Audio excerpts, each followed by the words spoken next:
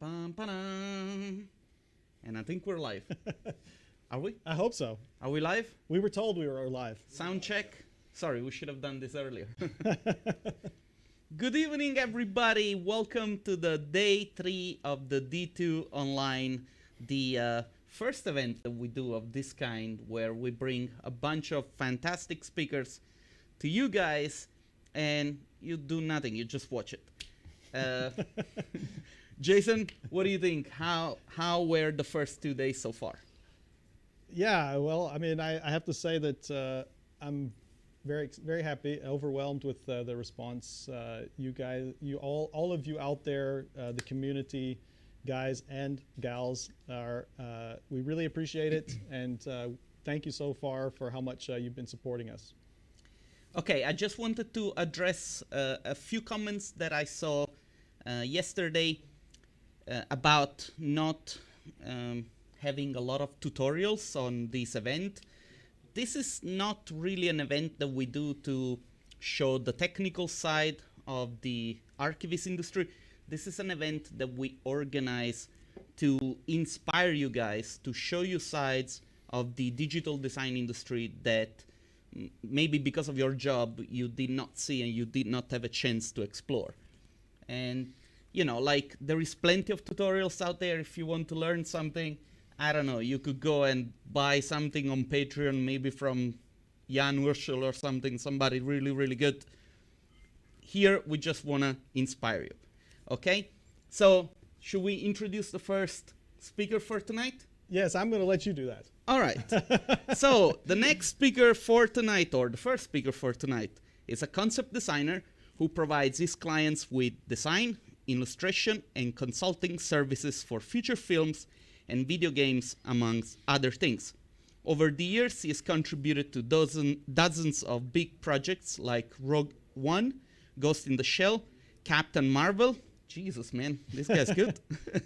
And with high-profile clients like Disney, Marvel, Paramount Pictures, Warner Brothers, Microsoft, Sony, etc.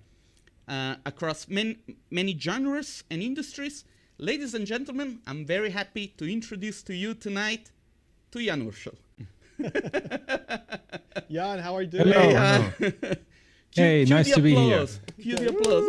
Yeah, we clap for ourselves. Okay. Great. It's great to have you here. Thank you so much for the invitation. Awesome. So while we all wait for the next fantastic speakers, I'll kind of kill some time here and show you some stuff. Okay, that sounds good. All right. Great. So Jan, I think we don't want to waste too much time here. We want to get you right into your presentation. So I'm going to turn it over to you. You can go ahead and share your screen and let's get going. Okay, let me do that. Good luck. Great. Good luck. Okay. Can you see it? I just want to make sure that it's all good. Looks fantastic. Great okay, quality. Great. Okay, then I'll just get going. Okay, I'm going to mute myself, Jan. But if you need something, just let us know. Okay. I'll be waving and screaming. Okay. And great. Okay, let's get going. So like the guys already introduced me. My name is Jan Urschel, and I'm a concept designer working in the entertainment industry. And today I want to talk about 5 lessons I learned. I learned more, but I'm just going to talk about 5 today of working in the entertainment industry. Like they also said, maybe this is not the place for tutorials, but we'll talk about the side of the industry that you usually don't see or that is not often talked about. So let's get going. First of all, I wanted to talk a little bit about what concept design is. Not everybody knows it, exactly what it is. And for me, honestly, party conversations go like this. So somebody comes up to me and asks me, so what do you do? And I say, I'm a concept designer. I work as a concept designer. And they go like, concept design, what is that?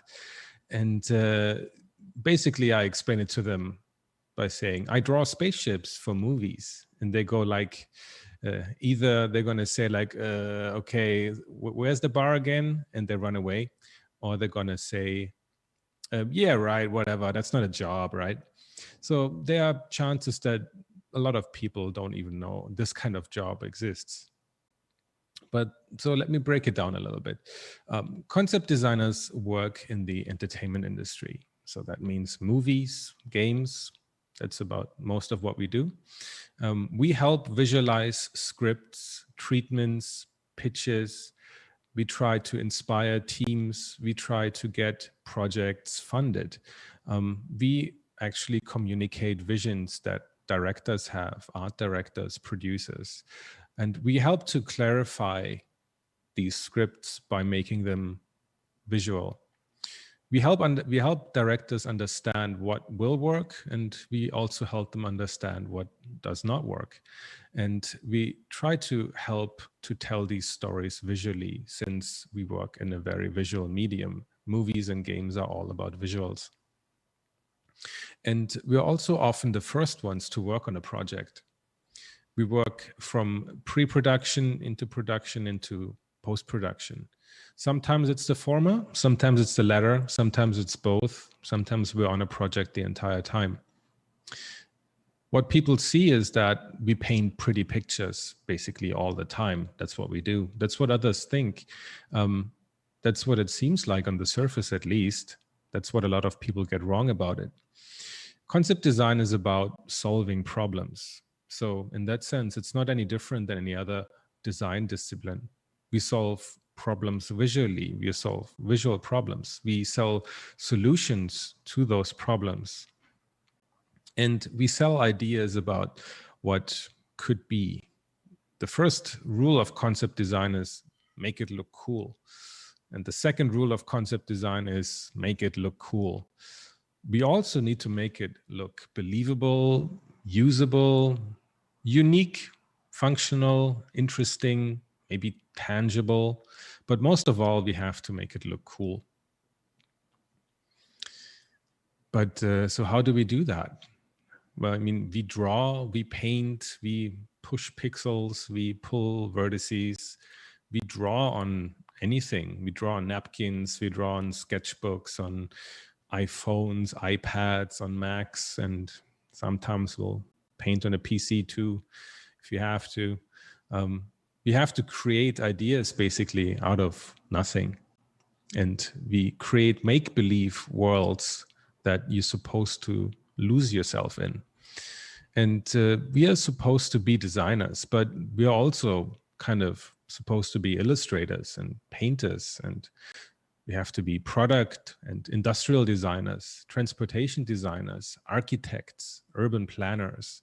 We have to be engineers and zoologists. We have to be all of these at some point in time, but we're really not any of those at all. Our job is almost kind of make believe as well, and I think we are more often than not get lost ourselves in it. So more than once I asked myself, so I feel lost. I'm supposed to have the best job in the world.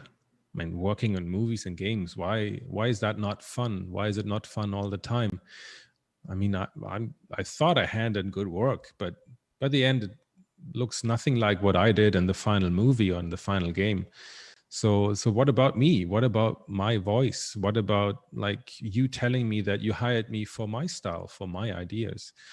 And how do I make sure that I don't get lost in this industry, that my initial passion, my initial drive to get into this industry does not get lost while working in it?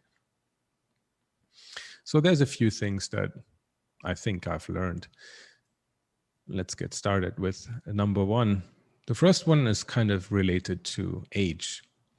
And I wanted to share a short story about how I even ended up in this profession in the first place.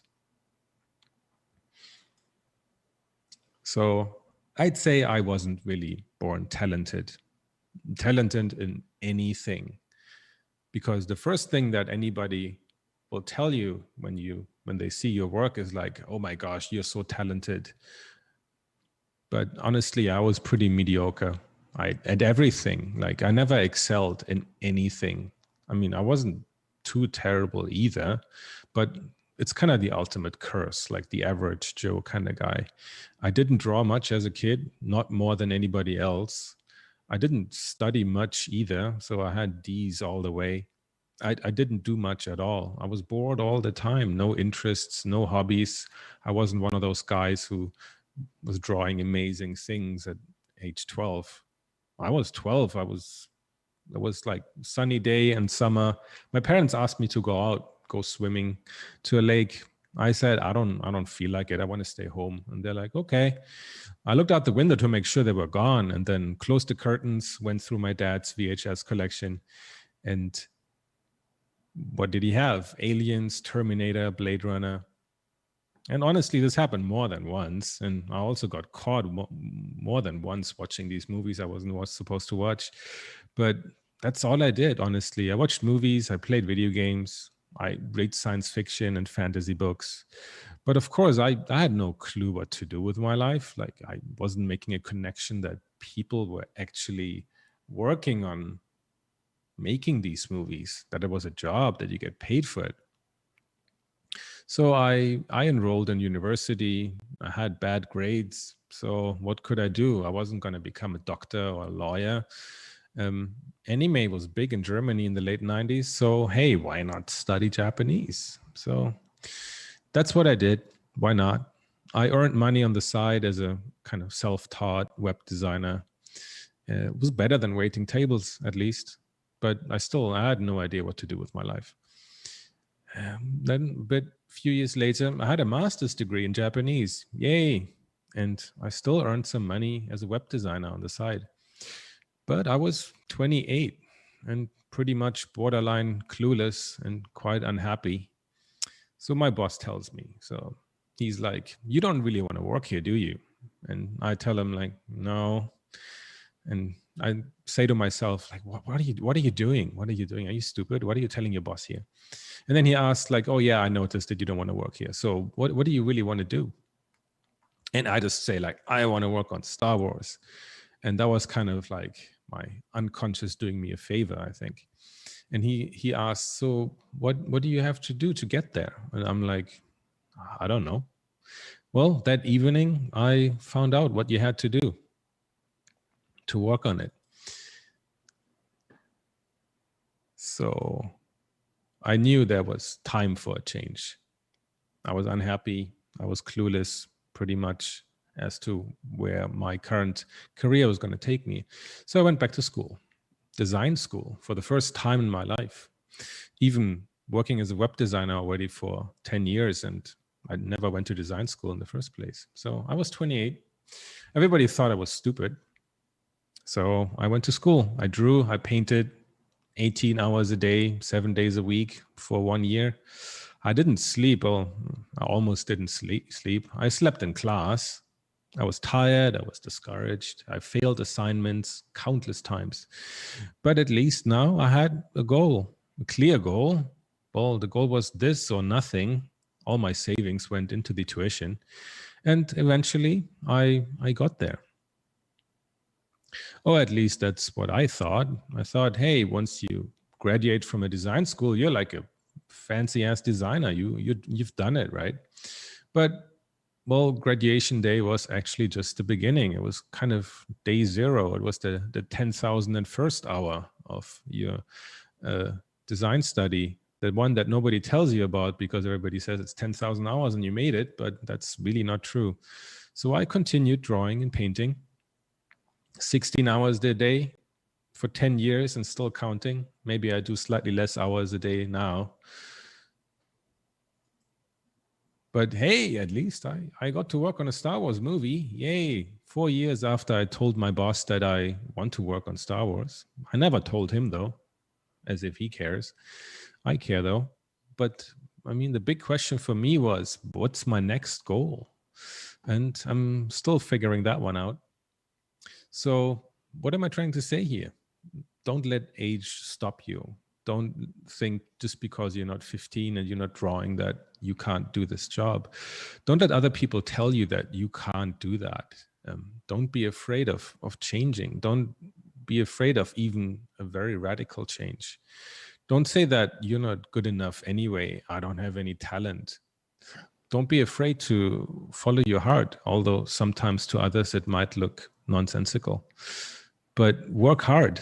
I mean, others work hard as well, but So work harder, right? Work smart and then work smarter. And don't regret what you've done so far. Reflect on yourself and embrace who you are really, and embrace where you come from, what you have learned so far. Design is an expression of your experience, of yourself. Embrace the passion you have within you, because honestly, you will need the passion. Oh boy, will you need it, because it's a job. Concept design is a job, and it's a tough job, and passion is really your fuel, and the journey is very, very long and full of obstacles. So you need that passion to carry you through all the hardships, because something nobody tells you, that if it's your dream job, there are very high chances that it's somebody else's dream as well. And so, well, you finally work your dream job, and it's very real. Unfortunate, it's not very dreamlike. You have deadlines, you have feedback, you have taxes, you have all sorts of stuff that you don't like. And that's the catch. You work for hire. You work for somebody else. You don't own your work. You don't decide on what you draw. You don't decide the direction. You don't decide the color, the shape, the ideas. You're just a wrist, right? Okay, I'll make it sound more terrible than it actually is. Well, because despite all of this, you put everything you got into it. You put part of yourself into everything you create. And yet they tell you it's no good. It's like, put that here, move that over there, make that blue, make that smaller, more lens flares. And you feel slowly you're no good. You start to resent work, and you start to resent your own work. And then you start to resent yourself. Yet they tell you, don't take it personal. Be objective about your work. Don't sweat it. It's just work, right? But is it really just work? It's difficult to determine if passion is what drives you, if you turned your hobby into your profession. And more than once, I asked myself, so what about me? What about my voice? What about my expression, my creativity, my style, what you wanted to hire me for in the first place? But, the harsh truth is that you work for money. You want to get paid. You work commercial jobs. You work in one of the most commercial industries on this planet. It's a job. And honestly, it's not even a special one. Not one that requires a particular amount of talent, which in turn is good news for us who don't have any. It's not an essential job either. We're not curing cancer or anything. It's just a job. A fun job nonetheless, really fun, and also not so fun at times. And you want to be good at it? Well, you need to work hard. A good doctor has to work hard. A good lawyer has to work hard. You want to take it easy? Then you don't need to work hard. Put on cruise control and chill. Do your 9 to 5, which is great, which is good. If that's what you want to do, totally respectable. But please don't come crying if Mickey Mouse doesn't knock on your door, because they will only take the best. Be careful though. I'll talk a lot about hard work and putting in all the hours and not sleeping. Don't get the wrong impression here. Work too hard and you'll burn out. And like they say, the brightest burn the shortest. So take some time and listen to yourself, and listen carefully. Listen all the time.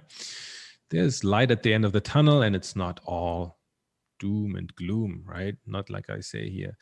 But you have to think about that you can't only create for others. You also need to create for yourself. That's what got you into it in the first place, right? You have that passion. So now it's time to refuel that passion, to focus on yourself. You have to do your own work. You have to be your own boss. You have to direct yourself and be free of all the monetary concerns. And well, sometimes at least, right? There's a time for client work and there's a time for personal work. You have to pay bills after all. And it's all about finding that balance. Some people will work more and be happy with that. Some people will want to work less, and there also needs to be a space for that, a space for those people. At the end of the day, you have to remember, we're designers. We solve problems. We offer solutions. We make blueprints for others. We help others visualize their ideas. We hopefully have some time to visualize our own ideas, and we have to sell them. But we are not artists. We don't wait for inspiration. We actually create the inspiration. And what's very important is that we need to learn how to create this inspiration. So that brings me to my third point, which is the importance of learning, of lifelong learning, because learning, honestly, is the only constant that we have in our job. Everything else is up and down all the time. But what really drives us? What drives our work? What drives our creativity? We live with in very visual times: photography, architecture, paintings, art, everything. Social media is all visual.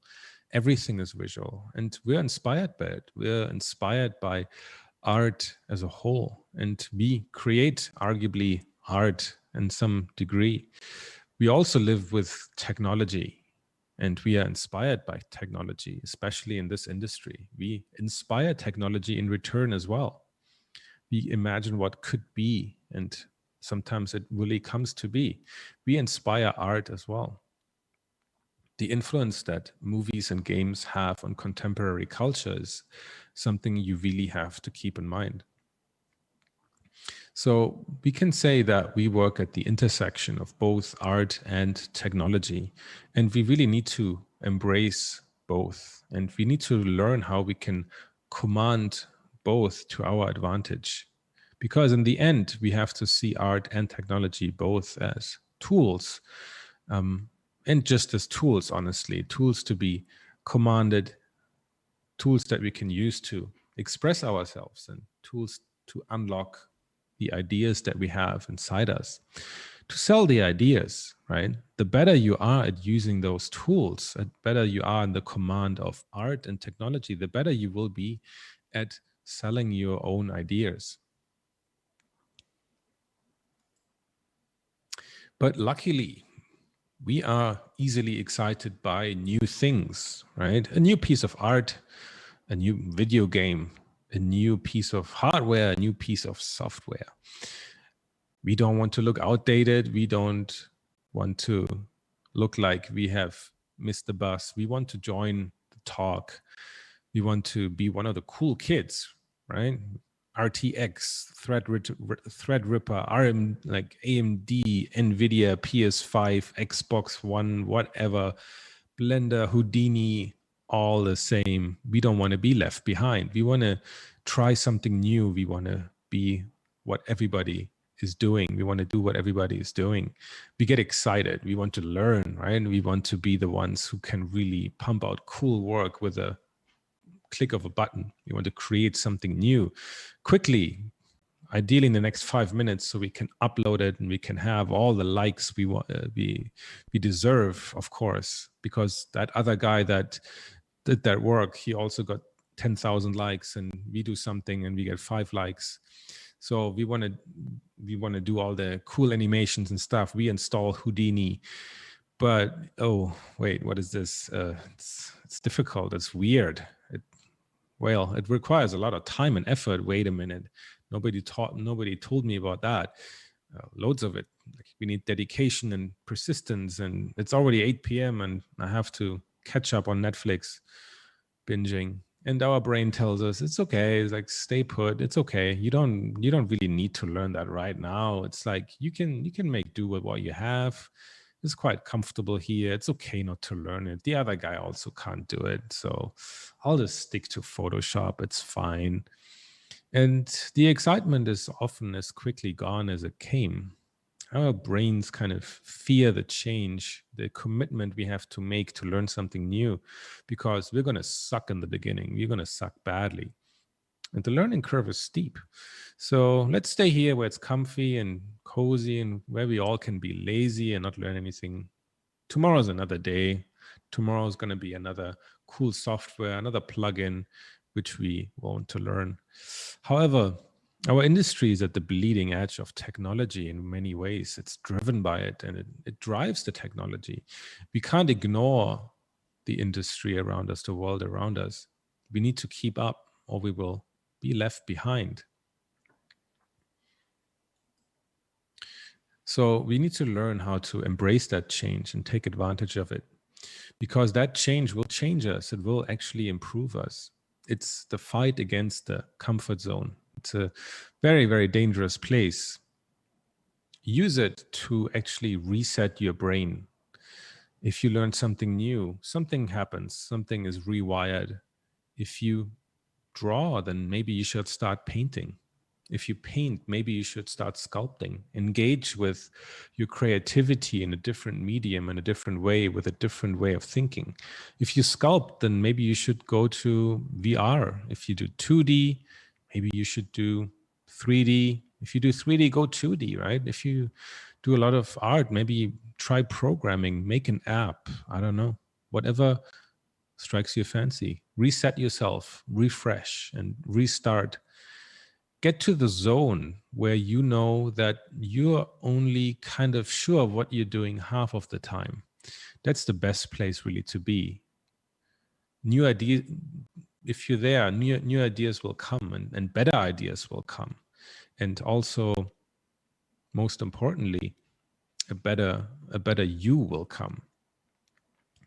Which will bring me to the next point, which is learn from yourself, learn from your mistakes. If you made any, most of us do. Because before you become a better artist, you should really think about becoming a better person. Everybody tells you all the time, only your portfolio matters, only your skills matter. But I would argue you yourself, your character matters just as much, if not more. I mean, I thought I was okay. I thought I was being nice. I thought I was being friendly in the office, getting along with most people. And I guess I did. Nobody ever really complained. I was sitting in my cubicle doing my work, and the work was always fine. My art director was always happy with my performance. I got my fantastic 1% year-over-year increase. So I thought, hey, all good, all good. I don't really have to engage with a lot of people. I'm not an extrovert. I'm more introverted. I like to sit at my desk, do my work, and then go home. Well, I guess I wasn't that nice to begin with. And I guess what turned people mostly off was that I don't look particularly friendly. I'm not particularly outgoing. And arguably, I still don't. I'm not trying that hard. But luckily, I had friends and family who told me about it. Said that, hey, you look kind of mean all the time, and my friends don't even want to talk to you because you look pissed off all the time. Well, so I had time to think about it, and I'm still thinking about it. I thought about how to improve it and work together with people who are close to me on how to improve it. And I'm still working on it, still not there, but I'm trying a little bit every day. So maybe it's time to kind of think about how you are perceived by others. I mean, don't get me wrong. You don't need to change who you are. You don't need to become the class president, or you don't have to become the employee of the month, the party animal. But maybe it's time to think, how do others see me?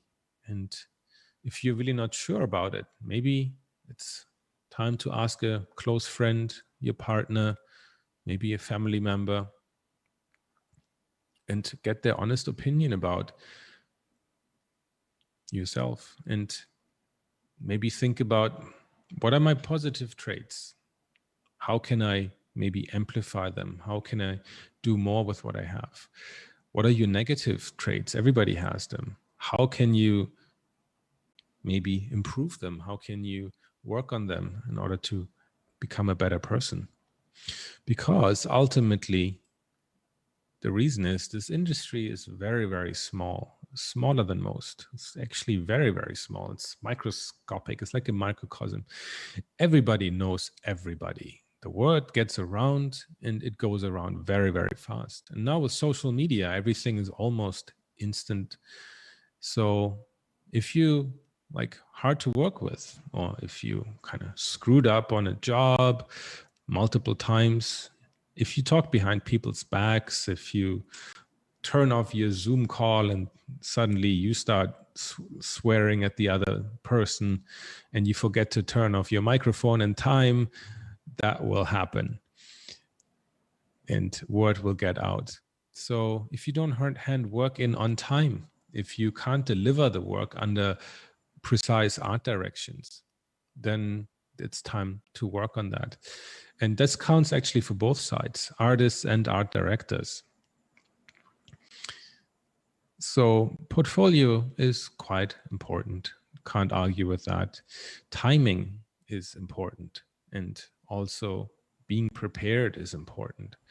And furthermore, luck is also important. But above all, I think networking is really everything.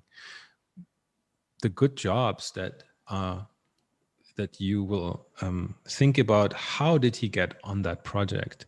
Those jobs will never be posted on the internet or on any job market.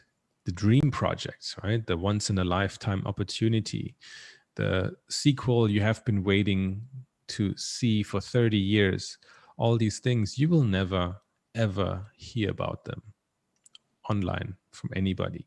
You'll just get that email, that one email, and without any warning, you're in the middle of dinner and you get that email. And you have to like read it 10 times to believe it's true.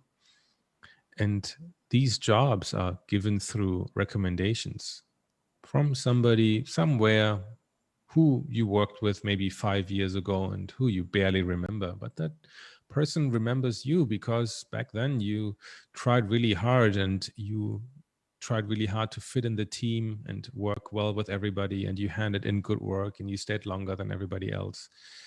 And they remember you. And that happens all the time, 5 years ago, 10 years ago. So maybe think about it and think hard about it. Are you somebody that can be recommended? Would you recommend yourself? Like, why would you, right? I mean, you have to have good work. Everybody has good work. That's the basics of it, right? And you also have to be good to work with. And you have to make it easy for others to recommend you. More often than not, you will hear from people and companies that they'd rather hire somebody who is a good team player rather than getting that superstar artist who has lots of followers and likes, but who might be a bit on an ego trip. But if you have good work and you're good to work with, you should be fine.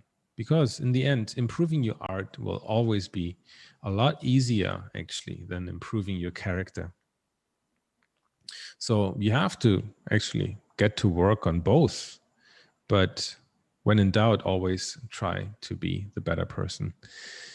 Be nice and be good and be fair to everybody. Be open and honest and humble.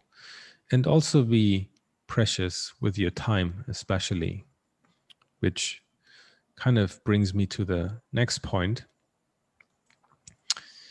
Because this industry is intensely competitive.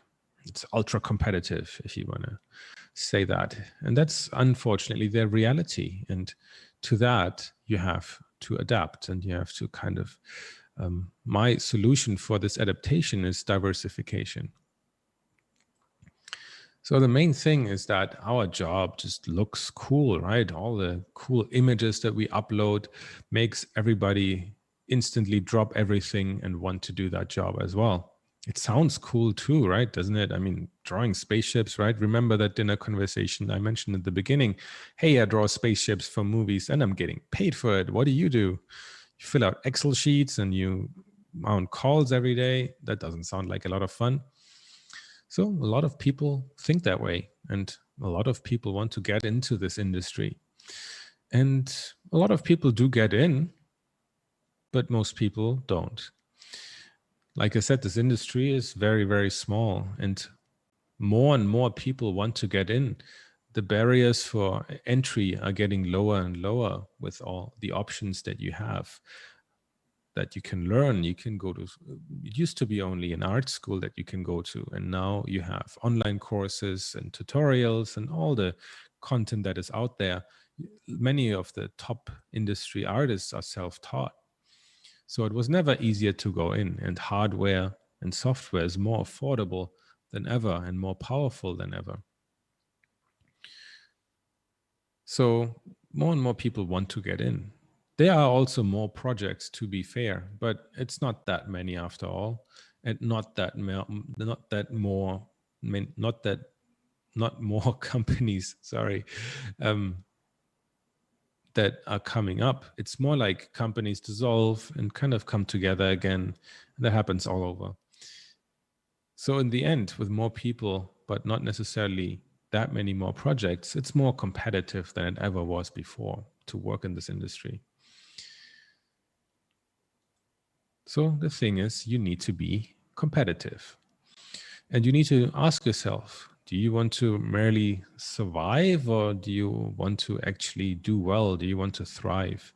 And like I said before, the choice is yours. The choice is one that you have to make based on the kind of life you want to live. Both choices are valid, and it's not a black and white decision that you have to make. There's many shades of gray in between. And not everybody wants to spend all day, every day working. I actually would highly recommend against it. However, there are times when you really have to work hard and you have to put in the hours. Because at the end of the day, I think a lot of people want to do well. They want to thrive. I hope they want to do it for the right reasons and not for all the likes and for all the fake fame that you stand to get from this job. If you want to be famous, maybe you should be an actor after all. Or maybe a YouTuber, I don't know. Maybe that's what's on kids' dream jobs list these days. But I mean, for myself, I want to get big jobs. I want to get the cool jobs. I want to have the big projects coming in.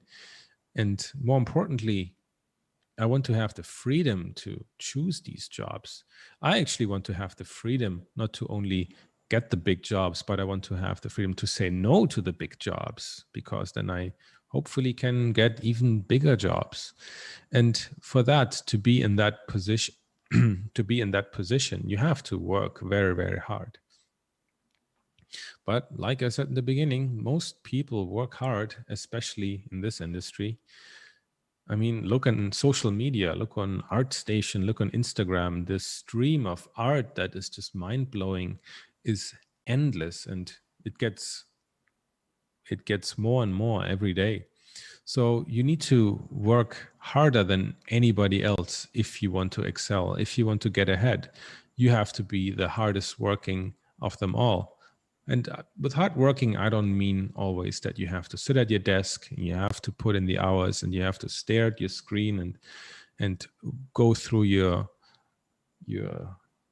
tablet and mouse every year and grind them to death. And you don't have to do that. It's about working smarter. It's about thinking how you can come up with the best ideas and the best solutions for those design problems.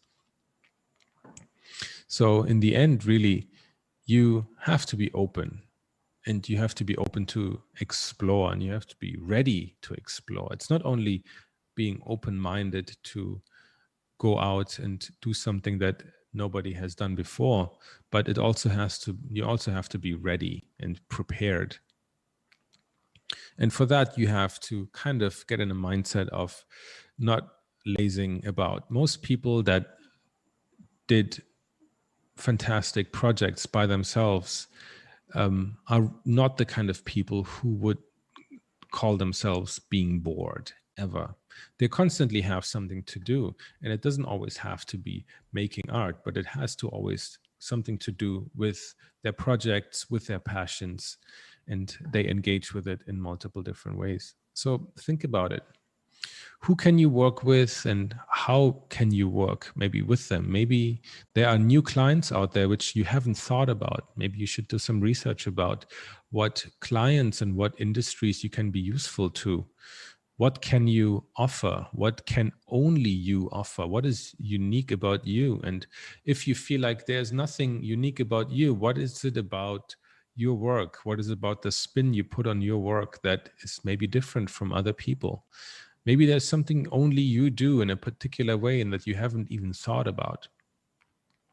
What can you do differently, right? What can you actually sell? Is there something you can sell? Do you have a skill, a particular skill that you can sell? Is there anything you can build? Maybe you can build an app. Maybe you can build a website, a board game, something else. Maybe you can tell a story that nobody has thought about because you as an individual are unique in every way. And maybe your circumstances in life are also very, very unique. Maybe there's a story you can tell about that. Maybe there's something new you can learn, a new software, a new skill, a new language that can set you apart from the rest. Maybe there's something you can teach. Maybe there's something you can, I don't know, maybe something you can preach, something you want to stand up on your chair and yell to the world, into your webcam, into your vlog cam, I don't know. Maybe there's a new audience to be made, and maybe it's time for you to figure out who that audience is and where that audience has been hiding all this time. So with that, I want to conclude here, and you've been a wonderful audience, even though I couldn't see or hear a single one of you, which makes this whole experience a bit strange, to be honest. But in any case, I wanted to say thank you. And just a quick link, of course, to my website.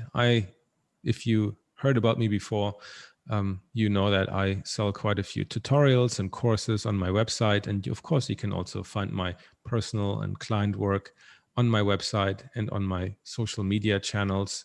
And if you found any of what I said even remotely interesting, I go into a lot of detail on my podcast on YouTube that I'm doing together with a good friend and peer, which is called the Art Department Podcast. You can find that on YouTube, Spotify, Apple, Google, whatever podcast network there is, I'm on it.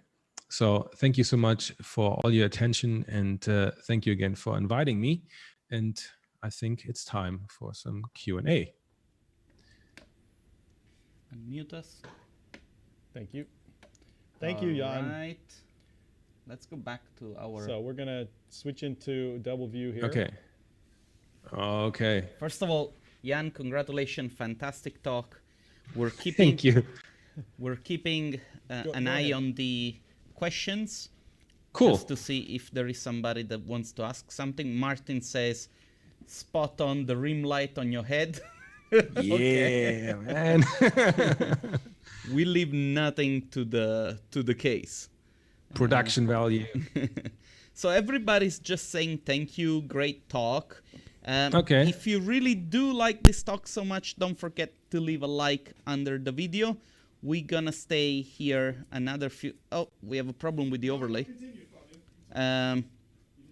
We're going to wait another couple of minutes to see if we receive any question or anything. Do you have any questions? Personally not, but Mike is asking. What? Just tell him that we love him, Mike Golden, and that we think he's the Werner Herzog of CG. Who? Me? That's what they're saying. Actually, I love Werner Herzog. That's pretty, but he's an intense guy. He is very intense, I agree. Have you watched the masterclass by any chance? No, I haven't yet. He has a masterclass? I didn't even know. Yeah. It's something. But anyway. I watched the David Lynch one. That was cool. No, I haven't. I didn't. But Werner Herzog is fantastic. I didn't get the chance to get around it. But anyway, Jan, I guess if there are no more questions coming in, we're just going to take a small technical break and cue the next speaker so that we can keep going forward with this small event that we have organized. Jan, I'm so thankful that you agreed to do this small talk for us. I know that people found it very, very inspiring, and Hopefully. Hopefully our paths will meet again at one point, and we'll have the chance Of course. to meet Hopefully in person. in person. Yeah, that would be Hopefully great. in person at some point. Yeah, right? wait, we have a couple questions. Just come. Yes, They're coming right in at the last. It took a while. How much? Bernd Postumus is asking how much does photography have an influence on your day-to-day job? That's an interesting point. I mean, for me personally, it has a bigger influence because I always liked photography. I took my dad's camera when I was a teenager, and my dad was like totally into like techie stuff and gear. So he had like one of the first digital cameras that was on the market, like horrible, like 1 megapixel thing. And I got to work, like I got to shoot with it right away. And so photography always left like a big impression on me. And I never made it to the point where I was good enough to be a professional photographer, but just always having a camera by my side, even from when I was a teenager, that kind of really made me, I think, aware of first of all, on the technical side, all the lens stuff, and that was easy for me to understand, and also the process of framing a subject, of making a composition within a given frame, was always something that really interested me. And it does have a big influence on my work. Maybe not so much on what I would call like my day-to-day kind of work, but there is people will see on my portfolio that the way I approach photography, it's very similar to how I approach my image making. But to be honest, the drawback that I'm feeling now from photography is that with the photography, you capture a still frame, but working in movies is very much a thing of moving pictures. And the way you tell a story in a still frame and the way you tell a story with moving pictures is very, very different. So while it has its advantages, it has also a little bit of a drawback, I would say, because actually we as the industry and the job is actually moving more towards actually animated stuff. Even I know that the clients do appreciate it if I add animations into my designs already. So that's something just interesting that's happening. Yeah, there was another question. Let's have a check. Cool. A quick look what it was. Yeah, it was Mike, and he asked, how do you practice? How do I practice? Like practice my art? I guess that's all he said. Wow. That's all he asked. I mean, not right now, as with all the work I have and all the stuff I do, I don't do any conscious practice. I think the question is about, do I have a sketchbook? Do I do like master studies or this kind of stuff? And the honest answer to that is right now I don't, and I haven't done it for quite a while. Maybe I should do it. I don't know. For me, practicing now is basically learning something new, and I kind of learn and do it at the same time. I guess you could call it practice, but I don't really see it that way. I used to practice when I was still studying, of course, but right now I don't really. Maybe I should. We get sort of a very similar answer all the time that we ask talented artists how they do stuff, and it's the classical answer. Yeah, I make the sphere and then I make the spaceship. Yeah. No, but I think it's the way how I approach learning. I don't like to like follow something like step by step. It's more like I try to just remember the basic commands, and then I just do a project. and that's how I learn. And I guess it serves the function of practice, I think. But honestly, I always say I don't have time. I don't have time to practice. I'm busy all the time. Jan, thank you so much. I think we need to wrap it up because the next speaker is waiting already in line. Okay, awesome. Jan, cool. Again, really generous of you to be here tonight, and we loved every second of it, and we look forward to meeting in person one day. Yes, exactly. I'd love to go back to Vienna at one point. It would be amazing. So thanks again, and thank you. On to the next speaker for this amazing event. Okay, talk soon. Bye. Okay, thank you very much. Good night. So everybody will be back in 5 to 10 minutes.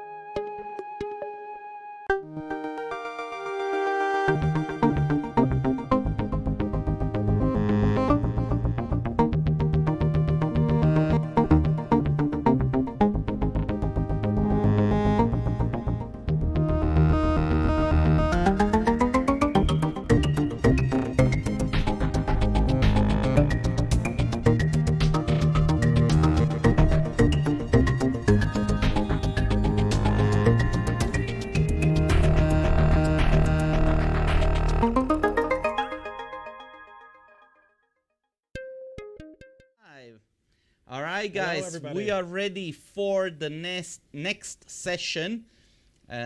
Everybody's asking, do you know who's going to be next? Do you know who's going to be next? Chill. It's supposed to be a surprise. First of all, thank you for being here. Sorry for ruining your plans of staying home because there is a pandemic. So, you might as well just watch YouTube. Jason, do you want to introduce the next speaker? I do. So the next speakers that we have up for you today are a very well-known firm. Everybody's going to know who this is, and we're super excited to have them on tonight. It's who is it? You're supposed to be reading that. We have Olga and Lawrence from Hayes Davidson. Hayes Davidson is specializing in the visualization of architecture in the built environment. They've produced over 20,000 virtual or CGI images. Their verified views support planning applications that have achieved over 55 million square feet of development approved, which that's amazing. That is an amazing number. Yeah, it's huge. Their culture is inherent in everything they do. Through collaboration and innovation, it is a studio that grows and develops together. Ladies and gentlemen, tonight we have Hayes Davidson. Cue the applause. How are you all doing this evening? Yeah, no, thanks, Jason and Fabio. Yeah, I mean, it's a pleasure to be here. So thanks so much for inviting us to take part at D2 this year. Like, we're really honored to be a part of it and really excited to be here, basically. Yeah, and us. Yeah.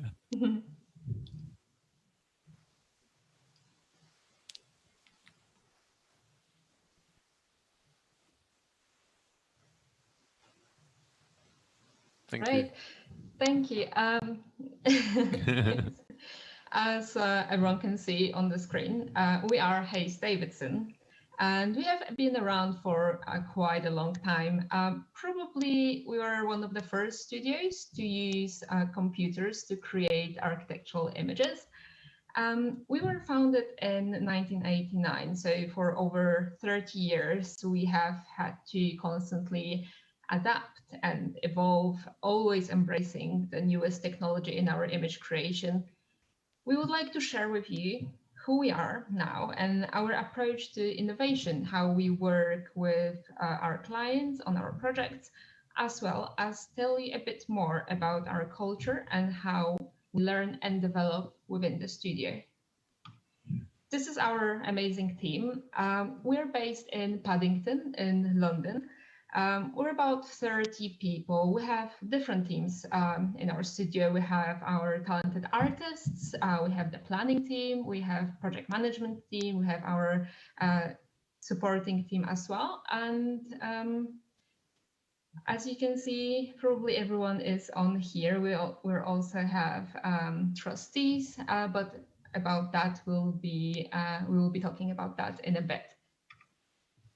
So these two beautiful people are Olga and myself.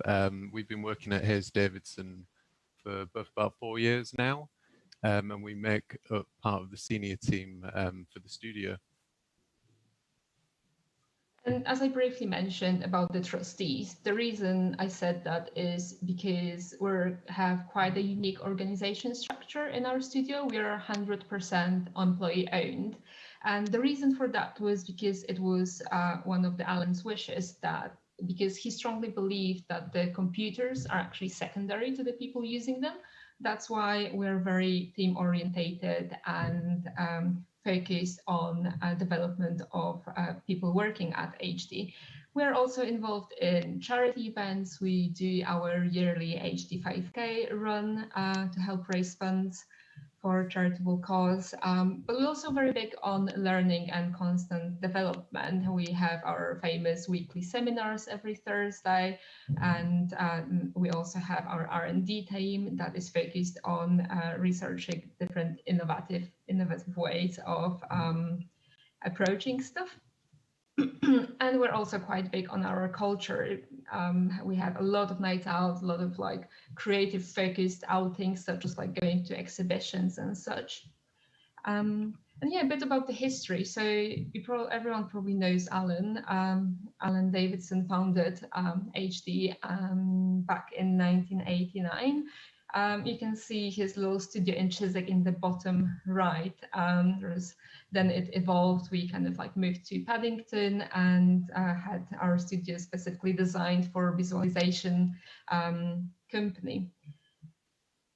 And even back then, Alan was very inspired by cinema, by the film industry. He was using this software called Electric Image. And this is the exactly same software that was used to produce the explosion effects on the Terminator movie.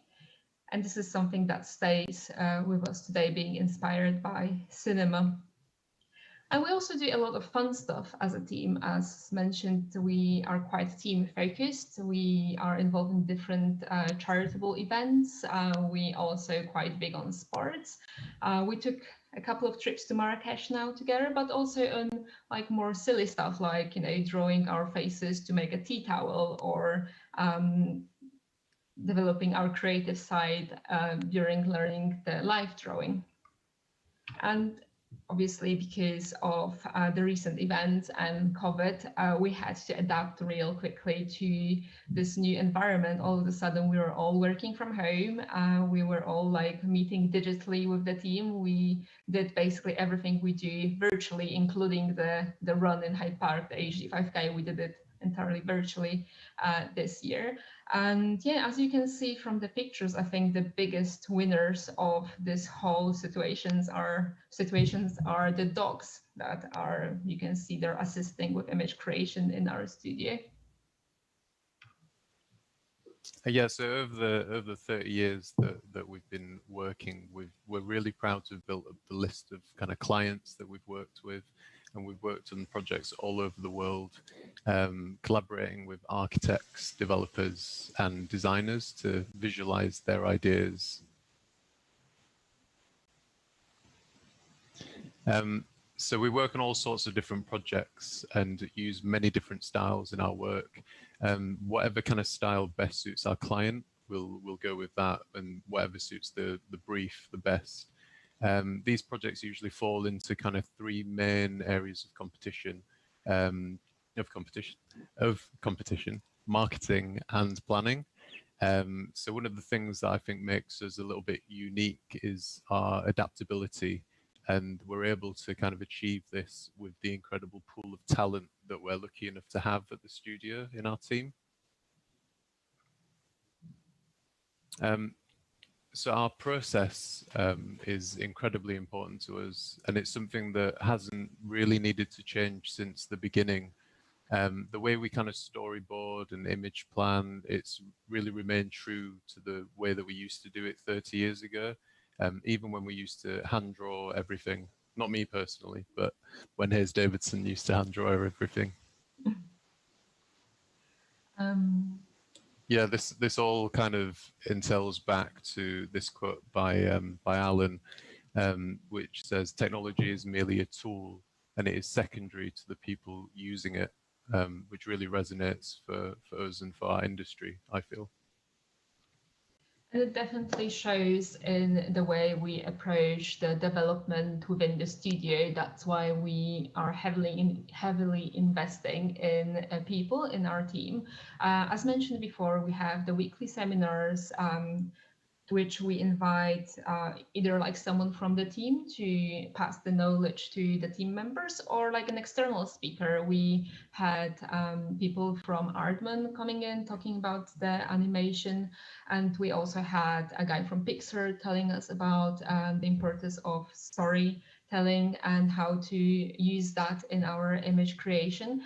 But we also do stuff outside the studio, like for example, this tree in the middle. This is when one of our colleagues took us out to Hyde Park to practice some photogrammetry to be able to recreate the bark of the tree as a material. And because we are very big on learning from each other, we kind of developed within our research and development team, we started doing those techie things. This is something we do now every Tuesday. And our internal team, who is invested in researching the new technology, the innovations that are available within our industry, but also in other industries such as film, as mentioned before, and then they take it all from their heads and they try to pass it on to us and teach us what they've learned. So then we are fully prepared to use all that knowledge to approach our projects that we work on with our clients, and then this gives us the ability to be able to propose something unexpected, potentially something like quite creative, quite different to what a client might think would be the best solution for the project they're coming to us with. And yeah, I mean, we are looking at different things, like with Nuke, starting with Nuke through like Speed 3 different specific programs. We also do the green screen photography for some of the shots that we're producing in films that we're working on. And yeah, that allows us then to create bespoke assets for different projects on which we're working. And yeah, one of the really cool things that we've been recently involved, one of our colleagues, Zero, he did this personal challenge that he produced 365 materials in 1 year, which was pretty cool. And yeah, he did that using among other things, substance. So that's another thing we're looking at. And yeah, like I mentioned before, Speed 3 and other software as well. So yeah, so basically that allows us to produce different bespoke assets, also allows us to look at new technology as you know, from, and kind of get inspired from different industries, like game industry with Unreal Engine, or like film industry with the VFX workflow, using Nuke and this sort of compositing technique. We would like to show you some of the examples of commercial and internal projects that we where we took the client's brief and we came back with a solution that they might not have been expecting. And in all these projects and in different ways, we use the technologies and techniques we researched, what I was just talking about when exploring the new technologies, and this learning led to innovative responses to the brief. So allow me to show you the first example, which is a film that we produced for the Silverstone project. In this video, we had an opportunity to try out a different solution that allowed us to use the technology to better answer the brief. So on this particular case, we used Arnold, which is a rendering engine, as you might be aware. And we use some amazing scene optimization that this engine allows you to do.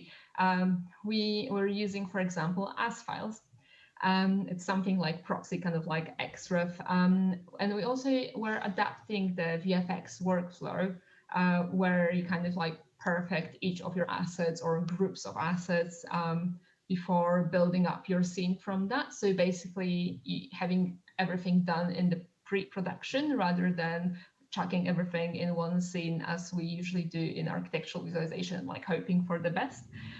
So yeah, we use things like arbitrary output variables for final renders, and also TX texture that reduces the resolution automatically depending on how far you're from camera. And then we took those AOVs into Nuke. You can see the node flow of Nuke here, how we did that in this particular example. And then, yeah, we deliberately rendered it with some noise to be able to denoise it afterwards, and that allowed us to be quite efficient. So like one frame was rendering anything between 3 to like 8 minutes, so that was quite quick. And yeah, and then having lots of shots, then we applied the same workflow, and we were setting to different shots, making it much more efficient. And this is example of how it was composed afterwards, like a little breakdown how it was done, and then roll out for the whole project,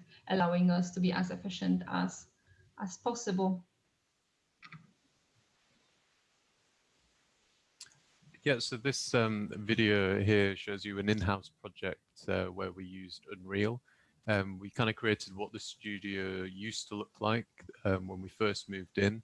And this is the Mr. Famous Ciro that Olga was talking about, living his fullest life with his new Aston Martin there, teleporting around the studio. So again, we kind of go from these in-house projects that we sometimes do and then move on to kind of take that through to project work. So an example of this would be the next slide. In this project, we used Unreal for this charity project that we worked alongside Article 25 to develop a tool basically to showcase a new orphanage and school. The brief was kind of a two-pronged challenge. First was to create a tool to take out to the community and to show some of the kids that were going to be using the scheme. So some of them were as young as 4 or 5 years old. So it really drove the playful kind of style and animation, and it drove that kind of storybook narrative that you can see, that kind of pop-out storybook kind of feel.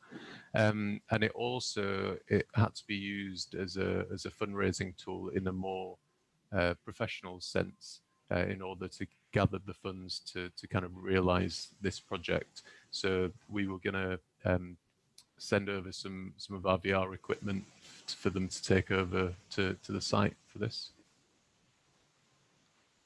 And this is another example of a project where we came up with something different that was asked from us at the beginning. This is a planning project, a planning 360 that we worked on.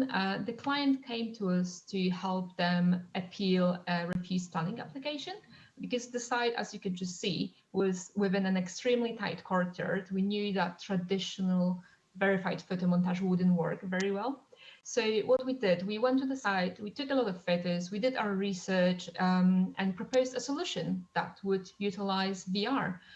We recreated the entire courtyard in 3D, used elements of photogrammetry and traditional UV unwrapping. to create specific elements of the project. And then in order to share the project with the planning committee, using the specific viewpoints agreed with the client team, we chose to use V-Ray and the software called Presence, along with our Vive setup, which we would have taken to the appeal meeting to showcase the project and allow the panel to experience this at the existing site and the proposed one using, using the 6DOF.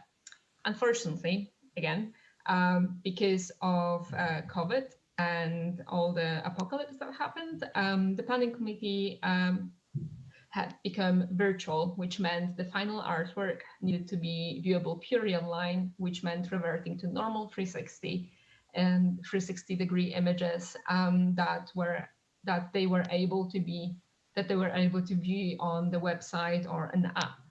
So again, this was a very different original brief, and we took it and we proposed a better solution that was more suited for this specific situation. And another example of how we approach things using technology to assist with communicating the project to the public was this project here at Fleet Street with LCA, London Communications Agency, and the City of London. Once again, COVID messed up everyone's plans, and it was no longer possible to hold public consultations for planning like it was done before.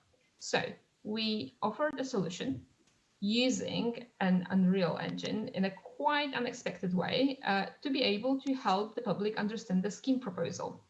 So as you can see,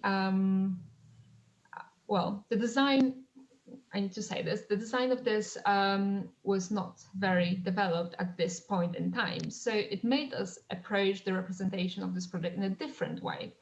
It had to be easy enough to not only understand the project, also had to be intuitive to use, and everyone should be able to navigate this program. So what would normally be a limitation, so unresolved architecture, became actually an opportunity to explore this different aesthetic, which we're able to test out and execute because of the Unreal Engine. And as you can see, there's it's quite easy to understand what's going on here. You have greenery pockets, you have the flow of people, you have some sketches that represent what the architecture will look like, and you can easily flick through between proposed and existing, and you have a little tutorial thing as well explaining you exactly what you need to be doing. So yeah, as well as kind of pushing all the tech innovation that you've seen up to now in the presentation, we also try and push ourselves creatively wherever possible. So in the weekly seminars that Olga mentioned earlier, we often have creative practicals that can be led by team members or external people who come in and give us specific briefs. It's just to keep kind of bouncing ideas off each other. Every 6 to 8 weeks, we have a bit of an ongoing theme. At the moment, we're looking specifically at people and narrative and the narrative of people in images. In the past, we've looked at a range of things like composition, lighting, photography. We do image breakdowns, so we can kind of find out how our kind of peers have built up their Photoshop files and steal any little secret tricks that they might have, tips and tricks, and hand drawing is really important to us as well. We've had some kind of life drawing sessions as an ongoing thing that kind of stopped just before COVID happened.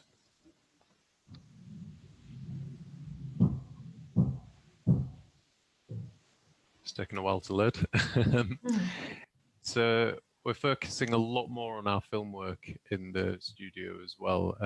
So this can range from fully blown, films like you saw earlier with the Silverstone project, right to kind of cinemagraphs with subtle, small moving elements to time-lapse stuff. So it's something that we're really looking forward to pushing and seeing how far we can take in the next few years. Another kind of creative fun project was a 10 by 10 It's another charity-based project, which was really fun to work on. Again, with Article 25, we were asked to take part in creating some artwork. So this is based on the Isle of Dogs in London. And yes, the colour of London's water is bright pink, probably just as radioactive as that looks. But it was a super fun project and for a really good cause. And I think in the next slide, you can see the kind of level of detail here that we added. So this is just a small section, a small section of it. And from the year previous to this as well, on the next slide, this was another year's submission. So basically Article 25 invite a selection of kind of artists, creative agencies, any kind of creative-based kind of studios to kind of join in and set specific briefs. So this one that you can see on screen is Bank in London, and the theme was kind of past, present, and future. So you can see the kind of steam trains that used to run in the underground at the bottom of the page, and then right up to the theme of transport, the way that we would imagine people would be transporting in the future, which is very kind of Futurama-esque.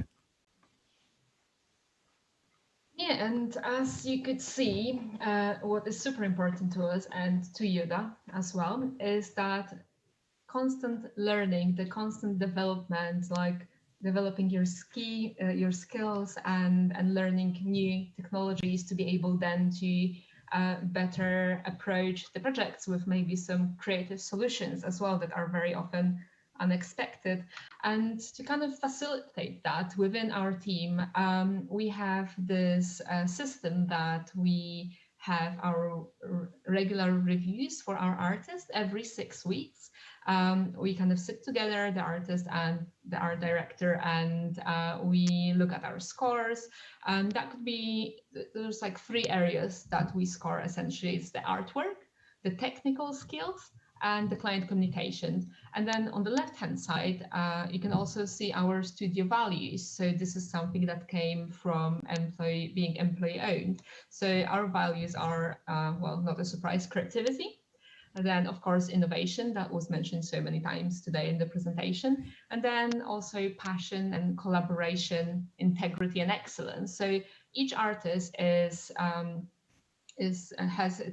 their scores monitored in this amazing spreadsheet that one of our colleagues, Sam, put together. And we take a look every 6 weeks at different images we produce, the ones that we're most proud of, most successful, but also the ones that we think could be improved. And we analyze this to make sure that we are going in the right direction, that it is something that, that nothing goes unnoticed, and then we can develop not only as artists, but also like our kind of personal skills as well. And then on the right-hand side, we have different actions that we need to take, and also our targets that we want to achieve before the next review comes up in another 6 weeks. And also for our junior artists, we have a specific mentorship program that is like a mentoring catch-up every 4 weeks. And it's very much the same thing, just having this constant communication with the artists to make sure that they develop in the way that they would like to, and just, pause a little bit and think about basically what you've done, kind of thing, to make sure you focus on the things that are most important for you and for your career path and for you as an artist as well. And that's true not only for us internally, but we also want to share this mindset with other people as well, with our peers in industry. And for the past few years, we've been running the summer placement program. This is something we put together, and this is an example of 2019. There's the 2 people that actually stayed with us after completing the program.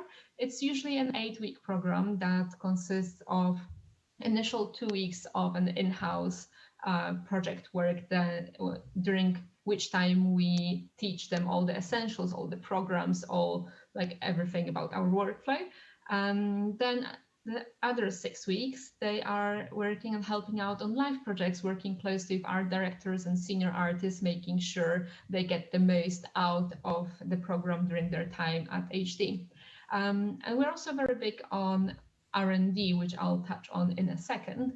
And at the end of each program, we do this big summer exhibition to which we invite people from the previous years, we invite the tutors, we invite other colleagues from the industry to showcase the work that was produced during the summer placement. And here you can see some examples that the participants produced in 2019. So you can see there's quite a few amazing results for people that either came from like architecture background or didn't really have much experience with visualization, or are straight out of like a CGI uni.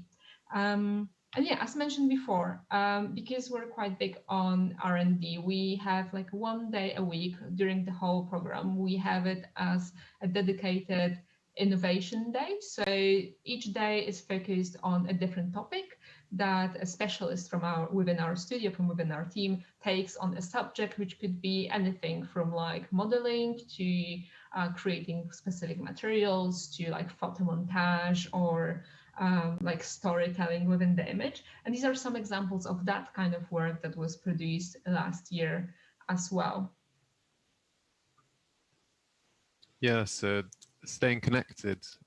So with all the changes, obviously, that working from home has brought, we've really tried to prioritize staying in touch, both with our team and with clients. And we thought about, all of those kind of lovely elements of being in a physical studio and how we can digitize everything from those kind of, water cooler moments. Not that we have a water cooler, maybe when you're making a cup of tea in the studio, and how we can kind of bring those and digitize them.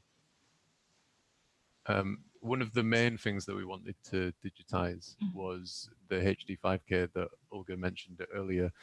So we host a charity run in Hyde Park every year and invite a load of architects and designers to come and kind of raise money for the Motor Neuron Disease Association, which is sadly the disease that took our founder, Alan Davidson.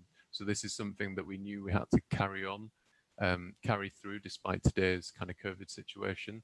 But thankfully, shout out to Instagram for providing a platform for us to be able to still get a lot of people involved, and we still managed to raise some money for a great cause that was kind of true to our hearts.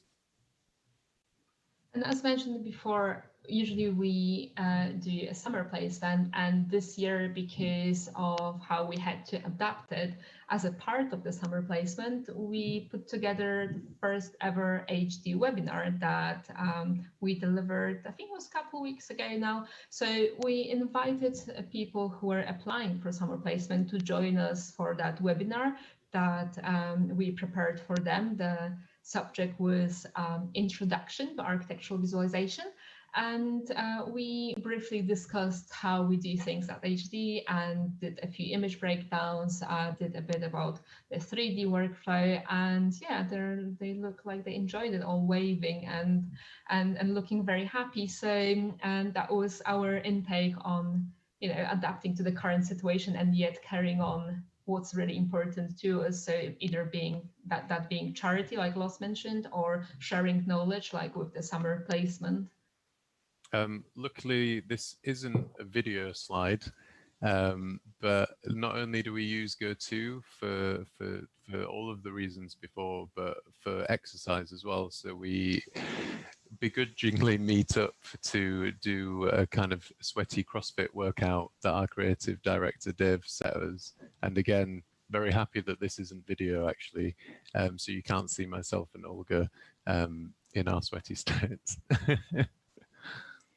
So as you can see, we have adapted to changing times, not only over the years, learning new technologies, developing new solutions, just being flexible, but also more recently in those unprecedented times. So hopefully you enjoyed us telling you how we've done that and what the journey is and what kind of drives us, like what core values drives us to be able to do what we do. And thank you very much for listening. I think now is the time for Q&A if there is any questions. And a massive thank you from us that you actually tuned in and were watching us tonight. We are again very glad we could join and talk to you guys. Hi. Oh, great. Thank you. Are you guys can hear me? Yeah. Is the audio Okay, on? fantastic. Yeah. Thank you so much for your presentation. Let's Yeah, it applaud. was beautiful. We gotta Cue the applause. We need an applause. We're gonna sound.